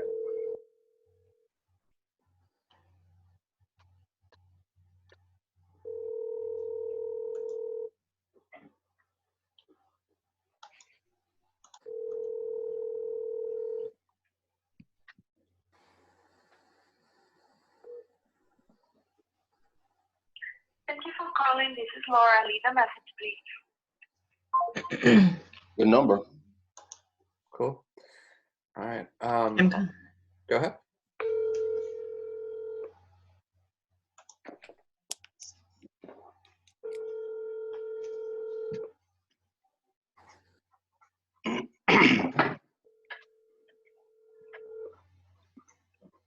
Hello. Hi, Janice. Yes. Hi, this is Anissa Orsini with Century 21 Everest. How are you today? Okay. Good. Not interested in buying right now. I was just looking. Okay, well, great. Well, it's a great website to keep looking for sure. Are you looking in CME mostly? I'm looking all over the place. Okay, well, we have access to, I can set you up on exactly what you're looking for, and I can fix it in the computer. That way you're not getting houses from some city you don't really, never heard of. But so do you want me just to set you up on a hot sheet just for CME? No, I just want to be able to look. Thank you. Okay, thanks. Bye-bye. Yeah, she didn't want it. Nice job. Way to handle it. Way to try to keep going with it. Just, like Russ says, that's great. We work at your pace. We work with our clients at our pace. I just, would have thrown that in to see if it would lower her guard. But Yeah. she was already adamant about saying, hey, I just want to look. I don't want any calls, Yeah. And, so what would you do? Like, okay, so normally. She was shutting you down right out the gate. You know what I mean? But once you mentioned Anissa from Century 21, yeah, that's when she shut it down. So I don't know if you can just say just your name, if that could make a difference, and try to lower the guard a little bit, because they're going to want to know where you're coming from. You know what I mean? Because eventually you can tell them what company you work with. You don't have to do it initially right out the gate. It's really interesting on that very first couple seconds of what can work or what can't work. And some people, I think their head is already set. Again, they don't want to be solicited. They don't want people calling them. They don't want, you're going to get them. So if you can try to talk to them like a friend and slow it down just a little bit, that's all I would say, is just try to slow it down in your voice, because you were I felt it. I could feel it too. And you were going really quick to, well, I could set you up. I could clarify. You didn't know what she wanted yet. So before suggesting what you want to do, just say, no, I appreciate that, and I appreciate you picking up the call this morning. I know, I hope you had a nice Easter, something to soften it without just saying, oh, how was your Easter? It's like your business, right? Just something soft. And then just say, look, we do this for our clients, and we just want to make sure that we're servicing them. So any way that I could be of help to you, if you'd like to just look online, you're more than welcome to do that. If there's anything that piques your interest, feel free to reach out. This is my cell phone number here. And then just let me know if there is a better time down the road. But we work with our clients at their pace. Yeah. And I'm here for you if there's anything you need. Something like that's that. Good. Yeah, she totally threw me off. Yeah, that wasn't easy. But again, let's move to the next. It's done, right? It's done. That's just that person. It's fine. No, but you handled it. You did handle it well. Anything you want to offer, Silver? No, I think it was great. I will probably, now that I'm hearing you saying that maybe we shouldn't say our company name, I think that might work. On terms of just trying to just get a conversation going. Yep. And once you're in the conversation, we can probably come in. Hey, I'm with Century 21. We are here, to help you and blah blah blah. And but yeah, most of the time when you say, hey, like when I call, this is Silverio Martinez with Century 21. Oh no, thank you. I don't want anything. Yep. Great. Right away. See that. I learned that, Anissa, with Pam Suber when I door knocked with her. I hated. I mean, I was like, but she was committed to morning ascent. I was like, all right. She's like, come door knock with me. Come door knock. I was like, all right, whatever. I'll go. And I had no experience really with it. And I went with her and I saw what she was doing. She's like, hi, this is Pam Suber, Century 21, da da da da.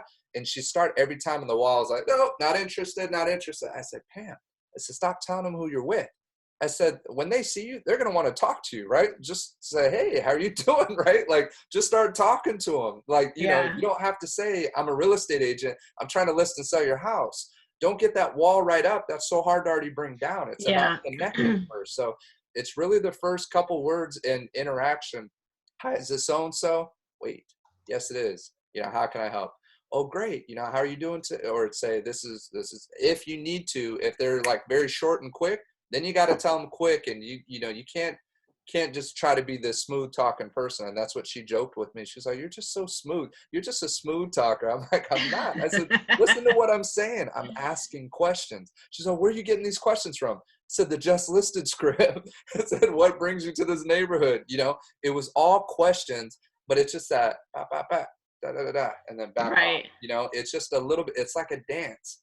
And you don't want to come up too high, too strong, too quick. You know what I mean? So Yeah. it's easier to say it on the sidelines than when you're actually in the heat of the moment. Right. But seeing it on the sidelines, you can see, okay, next time, let me try to slow it down a little bit. That's all I would say. Soften, slow it down just a little bit. All right, let's make some more calls. But that was good though. And that already gave us, a few things to talk about. So that's worth it.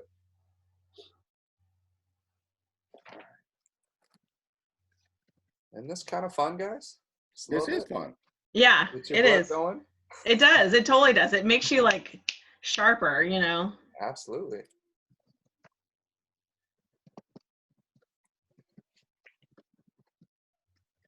So Silver, yes, sir. If I get on one and it's Spanish speaking, there's got to be a way that I can just mute myself and you take over, and we'll leave it on here. And then you just start talking, okay? Because your voice will come in. I see. So just start talking like it's your conversation. What I could do is I could just say, actually, I got my partner with me right now. Do you mind just holding for a second? Or I say, uno momento, por favor, right? And then boom, and then you jump on and start having the conversation. And then, you let them know that you're working with your business partner right now, right? So that you can get their information and then give them your phone number. Does that sound good? Yep.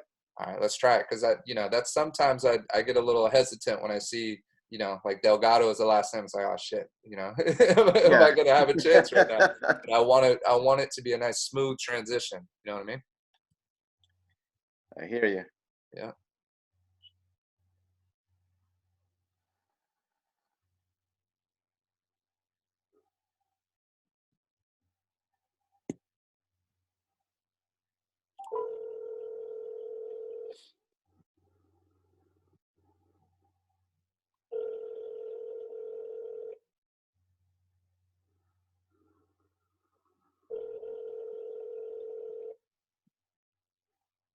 Hello? Hi, is this Joel? Yes? Hi, Joel. This is Brandon Ramey. How are you doing today? Good, thank you. How are you? I'm doing good. Thank you for asking, Joel. I'll just be real quick. Looks like you signed up on our website, VenturaCountyShortSales.com, and just wanted to see how I could help you out. What are you looking for in a home? So now you know that I'm a homeowner. I'm sorry, you're a homeowner? No, you're saying that I'm a homeowner. No, I was asking what are you looking for in our property? Are you looking for homes at this time? No? Who said that? Well, you registered on our website, VenturaCountyShortSales.com. I never go to that line, sorry. Okay, well, I apologize. Who did that for me? I'm not sure. Sorry about that, Joel. Well, you have a great day. If there is anything I can help you with, I specialize in Camarillo, Ventura, and Oxnard, and more than happy to help you with your home search if you were looking for one. All right. Okay. You have a great day, Joel. Sorry about that. Okay.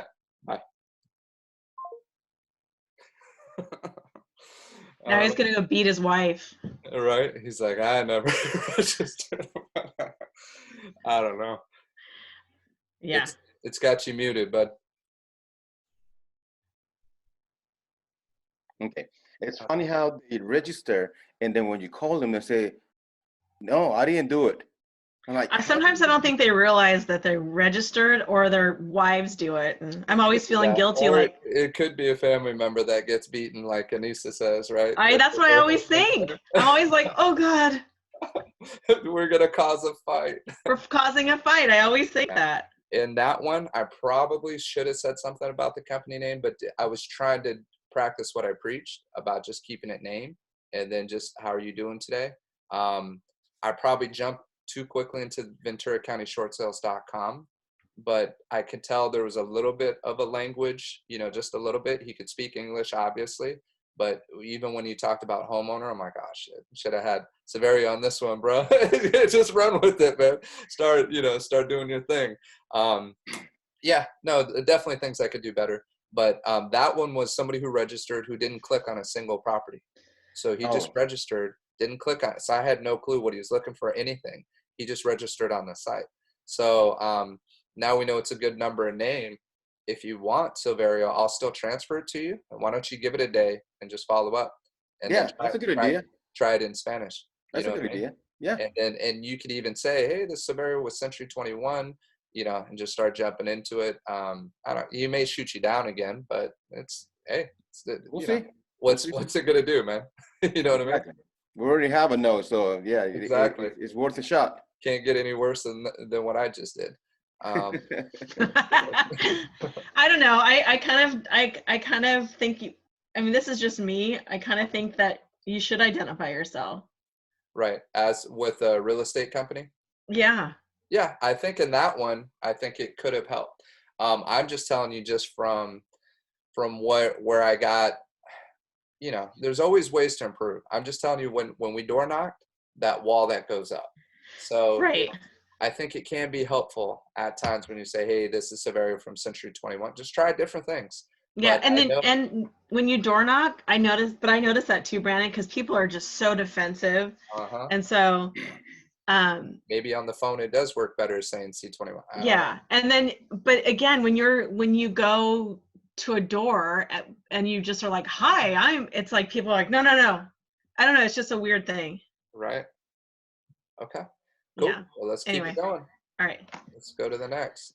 Yvette. Oh, Yvette.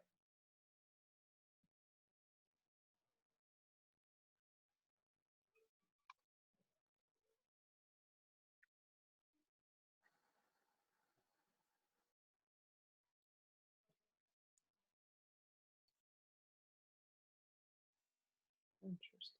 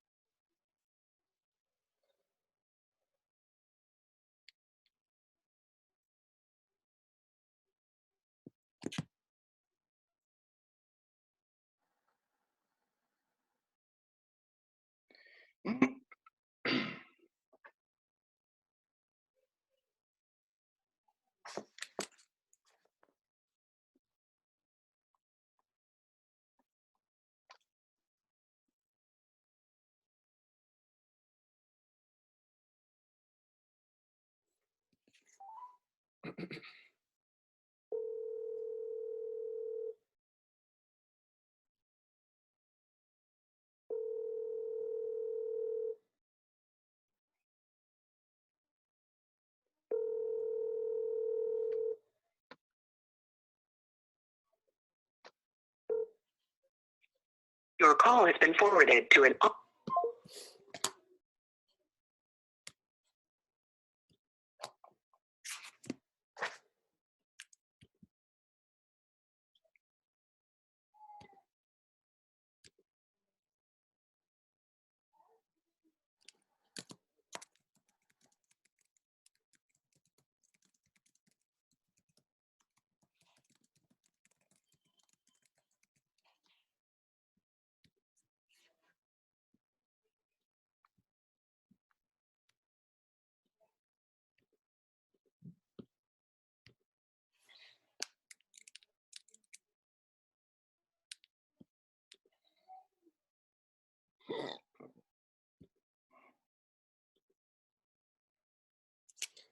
Russ was saying to move it to working if we're still trying to connect with them, right?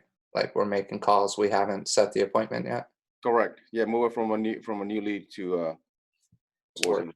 Okay.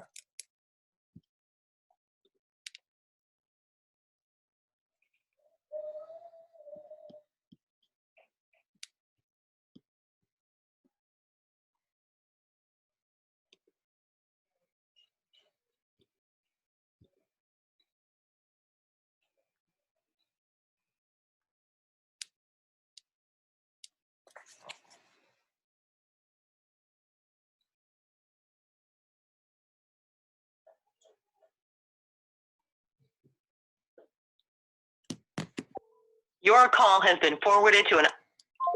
That one, her name's Daniela. I'm going to forward it over to you. She's looked at 2 mobile homes, but 1 in Camera and 1 in Oxnard. So I'm going to send that over to you, Severia. Is that cool? Yeah, that's cool. Okay. The phone rings, so. Sorry, guys. That's okay.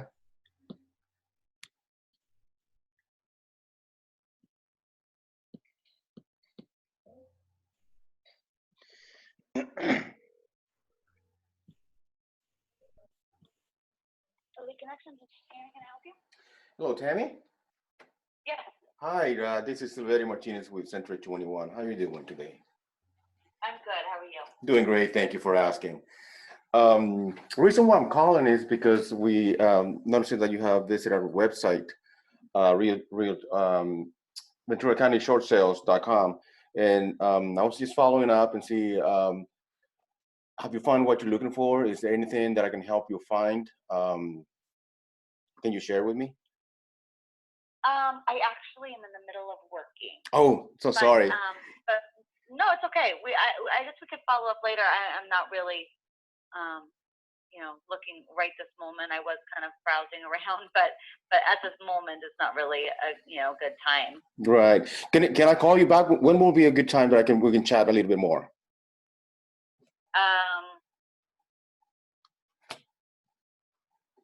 I'm not sure. Maybe tomorrow. Any specific time? Maybe around this time. Perfect. I will do that. Okay. Thank you very much. Appreciate it. Okay. Bye-bye. Bye. She's gonna block your number. Especially if she's working right now. I don't understand. She says she's working and she wants me to call her back tomorrow at the same time. She's gonna block your number. Yeah. So no. So the only thing that we could have done with that one is acknowledge, repeat and affirm, right? Make sure what they're telling you is okay. So that's how I put we work at your pace, and then I put a question mark. Like, we work at your pace? Yeah. Right. But no, just say, oh, so I see that you're just browsing right now. That's great. So just say that's okay. It's cool to just browse, cool to just check it out. If you can share with me, and that's where Russ talked about we get access to some great opportunities, as well as with the current market conditions. We're really keeping an eye of upcoming opportunities. If there's a better time and I get a better idea what you're looking for, would you be interested if I kept you in touch, with that information? Something, you know what I mean? Just throwing some type of bone out there. But yeah. You asked for permission to follow up, so just put it in your notes. Follow up tomorrow at the same time. Come through with your part. But now, hopefully, if she does pick up, you're more ready to try to handle it, and just say, hey, look, just want to be very clear. We work with our clients at their pace. A lot of people are just browsing right now, especially with the stay-at-home order. You know what I mean? So the fact that you're working right now, that's great. You know what I mean? So, but hey, you got a good phone number. You already have a connection. She already knows you're from C21. So just follow up, see what happens. You know what I'm going to do? I'm going to send her an email too with a little bit more information. A little bit more information. So she's going to get, like you say, the carrot. I'm going to show her the carrot. Yeah. With a little bit of information, so I can pick her interest. Right. Yeah. And then that way she will be, interacting like, oh, this is the guy that called me this morning, so. Well, hopefully Russ can see this later. I don't know if he's going to have time to, but hopefully he'll get a chance to see it and see if he can give us any pointers as well. You know what I mean? But it's right now, this is all about that initial, what's the best opening line, right? Yeah. What's the best way to get them to open up? And I don't know if saying the website is helping us right now. And it took you a little bit to say it. You were about to say realtor.com, it sounded like, and then you switched it to Ventura County Short Sales.com. Yeah. So, I don't bring up Ventura County Short Sales unless they ask me what website. I never say it. That's smart. That's a good idea. I don't know if it's just because it sounds like, I don't know. Yeah. I never say it unless they ask. That's a good point. No, I like that. So that is a good point. That, Anissa. So you registered on our website. Can you give us a better idea what you're looking for? Right. Is that how you say it? You registered. I said, I'll say like, hey, you're on my website looking at homes, and I just wanted to reach out to see how I can help. There you go. I say that every single time. Oh, well, show us how it's done, Anissa. Come on, knock one out. You know. Let's get it. Hey, one of us is gonna get a decent connection here. I know.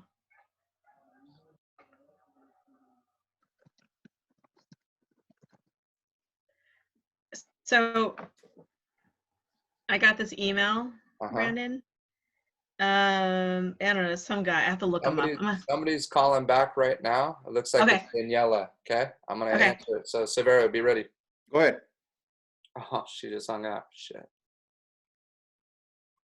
Why don't you call her up, Severio? 844-6524. 844-6524. She looked at 2 mobile homes, 1 in Cameron, 1 in Oxnard. Okay. Daniela, you say, right? Daniela. Yeah, and I already assigned it over to you, so you have it on your contact list. Okay. But don't worry about that. It's just, yeah, Daniela's her name. Eligio, Eligio.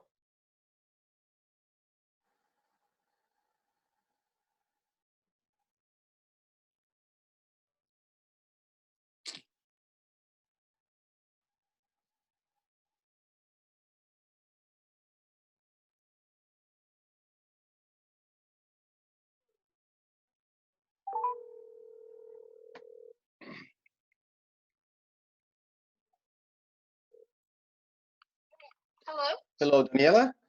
Yes. Hi, my name is Silverio Martinez. I'm with Century 21.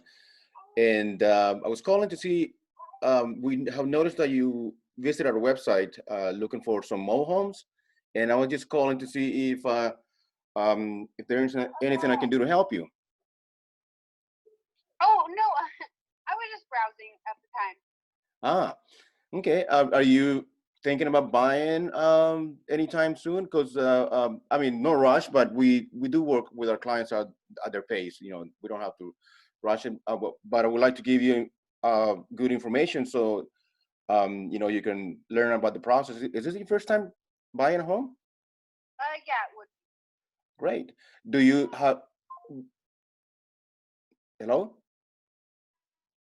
She hung up. Yeah. Yeah, she's just browsing. It's too much. You're too much talking in between. You got to settle her down, confirm it's okay, and then ask her a question a little sooner. It takes too long before you're getting to it, and they're already shutting you down. You know what I mean? Yep. So just a little bit quicker with your question. That's what we got to practice this, so we get to where it's like reflex. But you connected with her. She was looking. Follow up again, just not right now. I would give her a little bit of time and then retouch base with her, but know what you want to say beforehand. So a couple ways you hit a mobile home person. You already asked her if this is her first purchase.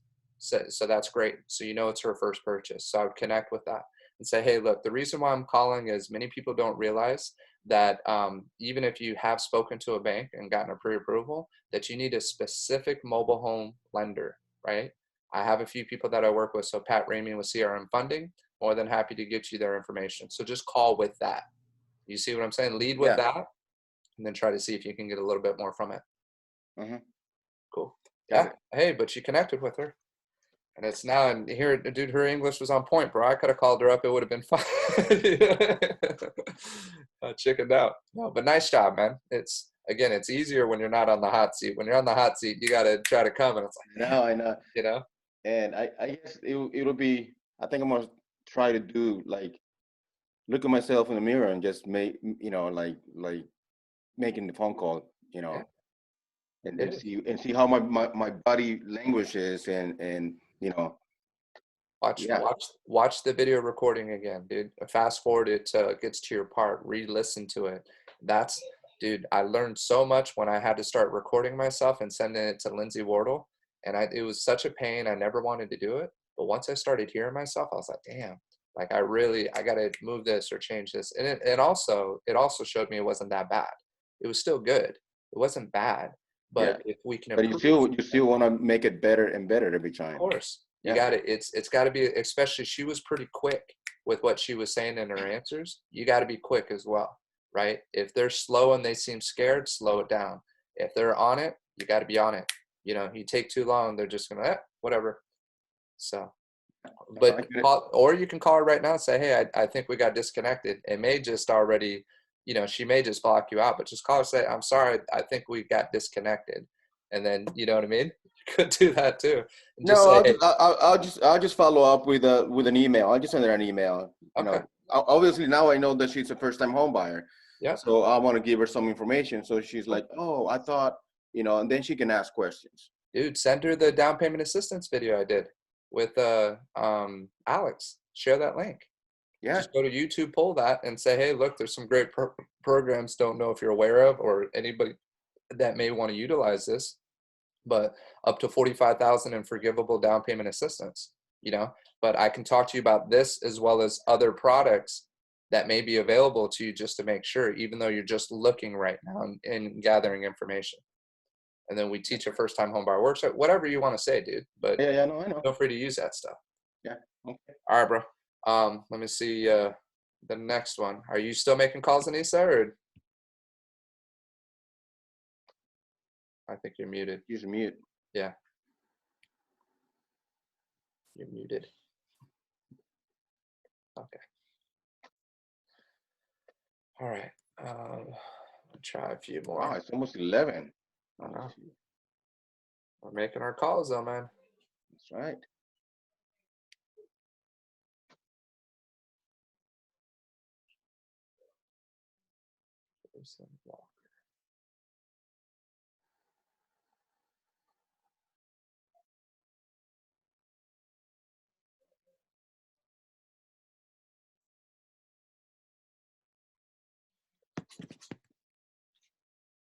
Your call has been for.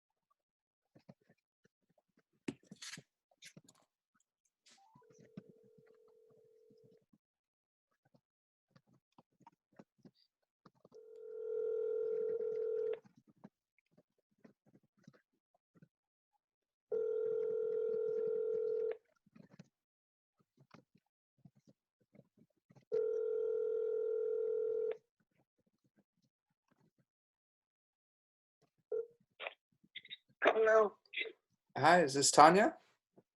speaking. Hi, Tanya. This is Brandon Raymond with Veteran Home Services. How are you doing today? Fine. I'm not a veteran.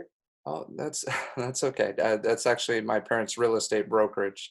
We're just a patriotic company, but it looks like you registered on our website looking for some properties and some land. Have you found what you're looking for? Is there any way I can help you out?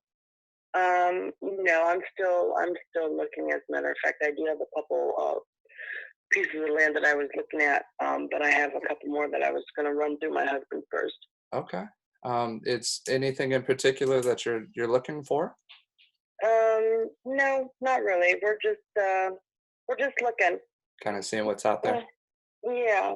Yeah, it's Okay. yeah, no problem. Sorry didn't mean to catch you at a good at a bad time. If there is That's okay. anything, this is my cell, and I do actually have a contact that specializes in land, so be more than happy to share that with you as well. All right. Thank you. Not a problem. You take care, Tanya. Bye bye. Bye bye.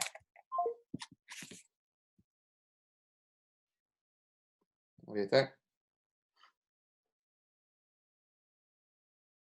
You're muted. I say you did good. Thanks.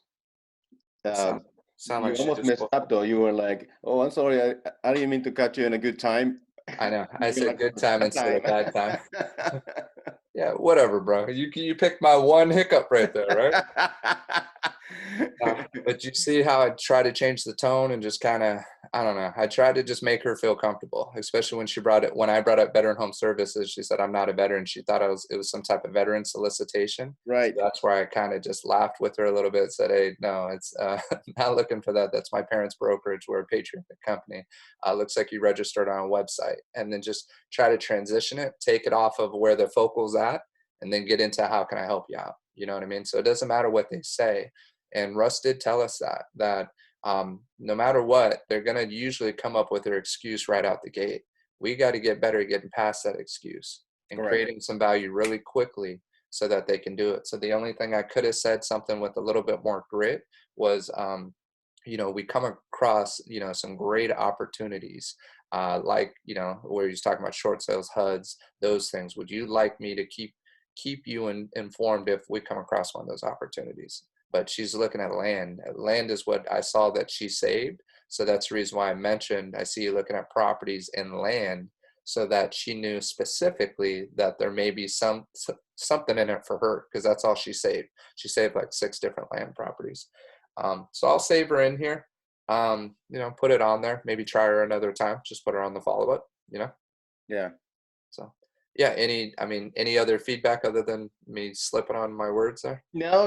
I think she it kind of looked like she didn't want to be bothered, just like anybody else, Yeah.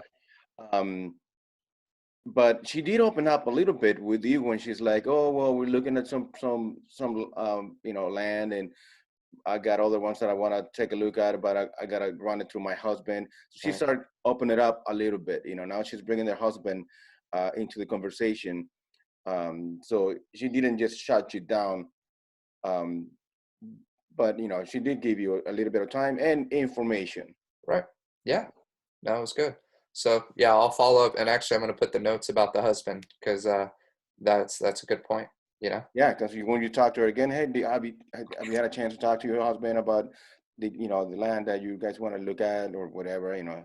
That she's gonna go. Maybe a follow up with an email would be a little softer approach too. Yeah, and that's what I'm gonna do right now with these other ones that I talked to, and I got all the ones that I also want to send emails to, because it's less. They don't want to talk on the phone, fine, but when they look at their email and like, oh yeah, this guy called me this morning, oh this guy called me a couple of days, whatever. But look, there's here's some valuable information over here, so maybe we Right. can give him a call back or whatever. Cool. Yeah, I'm just going to type these notes up real quick.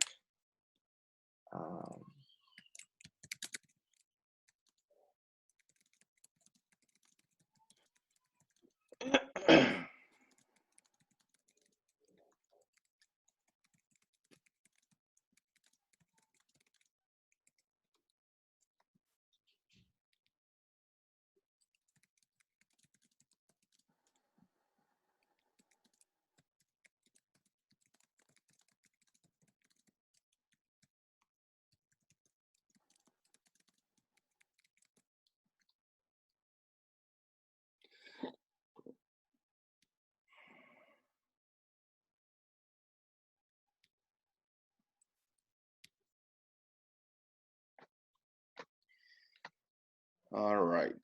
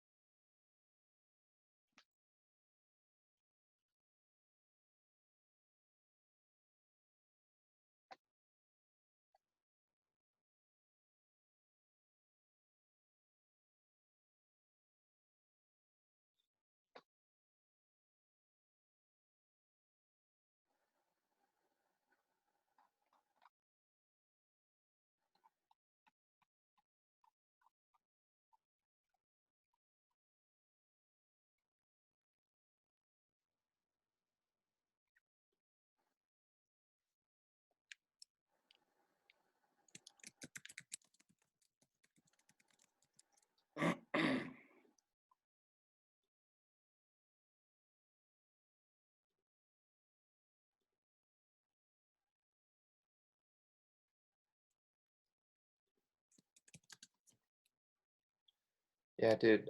So there's a content catalog when you go to the side and click on email. So if you're on a client, like on a prospect, and then there's a button on the side that says email, you click on it, and that allows you to send them an email. Then at the very bottom it says content catalog.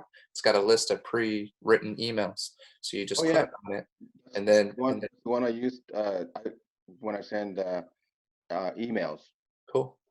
They're already reading, and when you click on it, it put the lead's name and your name at the bottom. You know, blah blah Yeah, blah. Yeah, it's pretty quick. It's yeah. not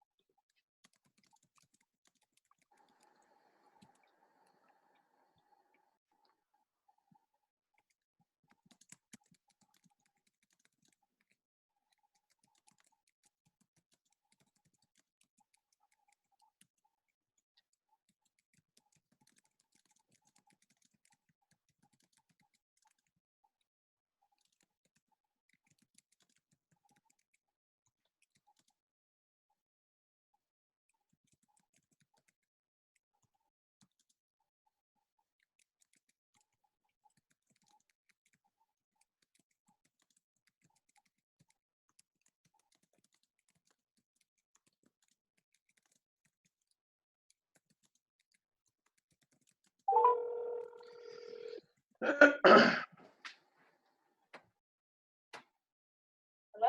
Hello, Vanessa. Yes? Good morning. This is Silverio Martinez with Century 21. How are you doing today? Good, how are you? Doing great. Thank you for asking. I will be real quick. Just a quick follow-up phone call. I noticed that you have visited our website, real estate website, and I was just, introducing myself and see how can I help you find what you're looking for. Have you find what you're looking for yet? Well, right now I'm at work. I'm an assistant worker, so I don't really have a lot of that, but I am still looking for like a home or not home. I just, I can't really get into too many details about it right now because I'm at work. Got it. It will be okay if I send you an email with some information, and maybe we can chat whenever you get a chance. Okay, sure. That would be great. Thank you very much. Really appreciate your time, and appreciate you being out there working. Okay, thank you. Okay, bye-bye.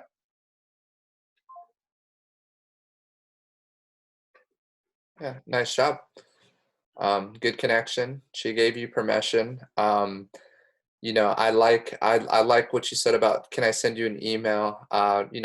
Is it okay if I send you an email? Let me just do this. My mom's trying to call right now. Is it okay if I send you an email? Just with my contact information, I'll send that over to you. She said that now wasn't a good time because of work. Finding out, okay, please share with me without too strong. It's like softening it a little bit because you're good high energy. Like you have good enthusiasm, which is great. But it also can come off as pushing them or like trying to get them to commit to something. So try to soften it a little bit and just say something. Say, oh, you're at work. I'm sorry about that. I didn't mean to interrupt that. Because when you apologized on the previous one, dude, you changed the tone right away the second you apologize. So I would say something like that. Oh, I'm sorry to interrupt you at work. Is there a better time for us to chat just for a few minutes so I can get a better idea what you're looking for since you're still looking for a home? Because she did say she's looking for a home, right? Yeah, So yeah. just listening to the words she's using, repeating and affirming, you're still leading her down the path that you want. And if it's okay with you, you know, so hierarchy, the phone call's up top. Then next is the email, right? So if she says no to the call because I'm working, I don't want to be bothered, I'm just gathering information, so that's great. We work with our clients at their pace. No rush on my part. You know, a lot of our clients right now, so you're just giving her the out. A lot of our clients right now are just preparing because they know that the market conditions are pretty dynamic right now. So what I'm doing as a favor for my clients is I'm connecting with them. I'm making sure they know what's happening with the market on a monthly basis. Would that be something that you're interested in? And then you just ask her that question. So you're not already assuming and jumping to the email. You're leaving her to answer a question, even though she doesn't have a lot of time, right? You're trying to make it quick, respecting her time, but you're still asking a question for follow-up, permission for follow-up. Now, if she says yes, go ahead and do that. Now it's not you just saying, hey, I'm just going to do this and send it over to you. So I know it's a little bit different from what Russ had said. Just say, okay, what I'm going to do for you is I'm going to send you this email, okay? And they say, okay. And then you just do it and send it over. I'm actually trying to get them to give me permission. You know what I mean? Yeah, that's what I did. I said, is it Yep. okay if I can send you? She's like, yeah, that'll be great. Yeah, you did. So now it was good, man. But yeah, I mean, does it make sense what I said or not? No, totally, no. Okay. Yeah, just it's no, that was good though. I mean, that's the closest to setting an appointment that any of us have come so far. So yeah, she said I'm looking for a home or a townhome, right. But I can't really talk much right now because I'm at work. Yeah. And I said, oh, okay, I get it. So then that's when I talk to you. Yeah. So on your email, definitely put those points on there. You know, the townhome. Cool. I'm gonna finish that email right now. My mom just tried to call. Do you want to get off now, or do you want to make a couple more calls? Let's. I got some stuff to do, so it's 11 o'clock. So yeah, let's wrap it up because we're gonna do it again tomorrow. Definitely. Cool. Nice job, man. Way to finish it out. 10 o'clock or 9 o'clock? 10 o'clock tomorrow. Okay. Perfect. Yep. All right, Silver. Have a good day, brother. Thanks, buddy. You too. All right, man. We'll see you. Bye.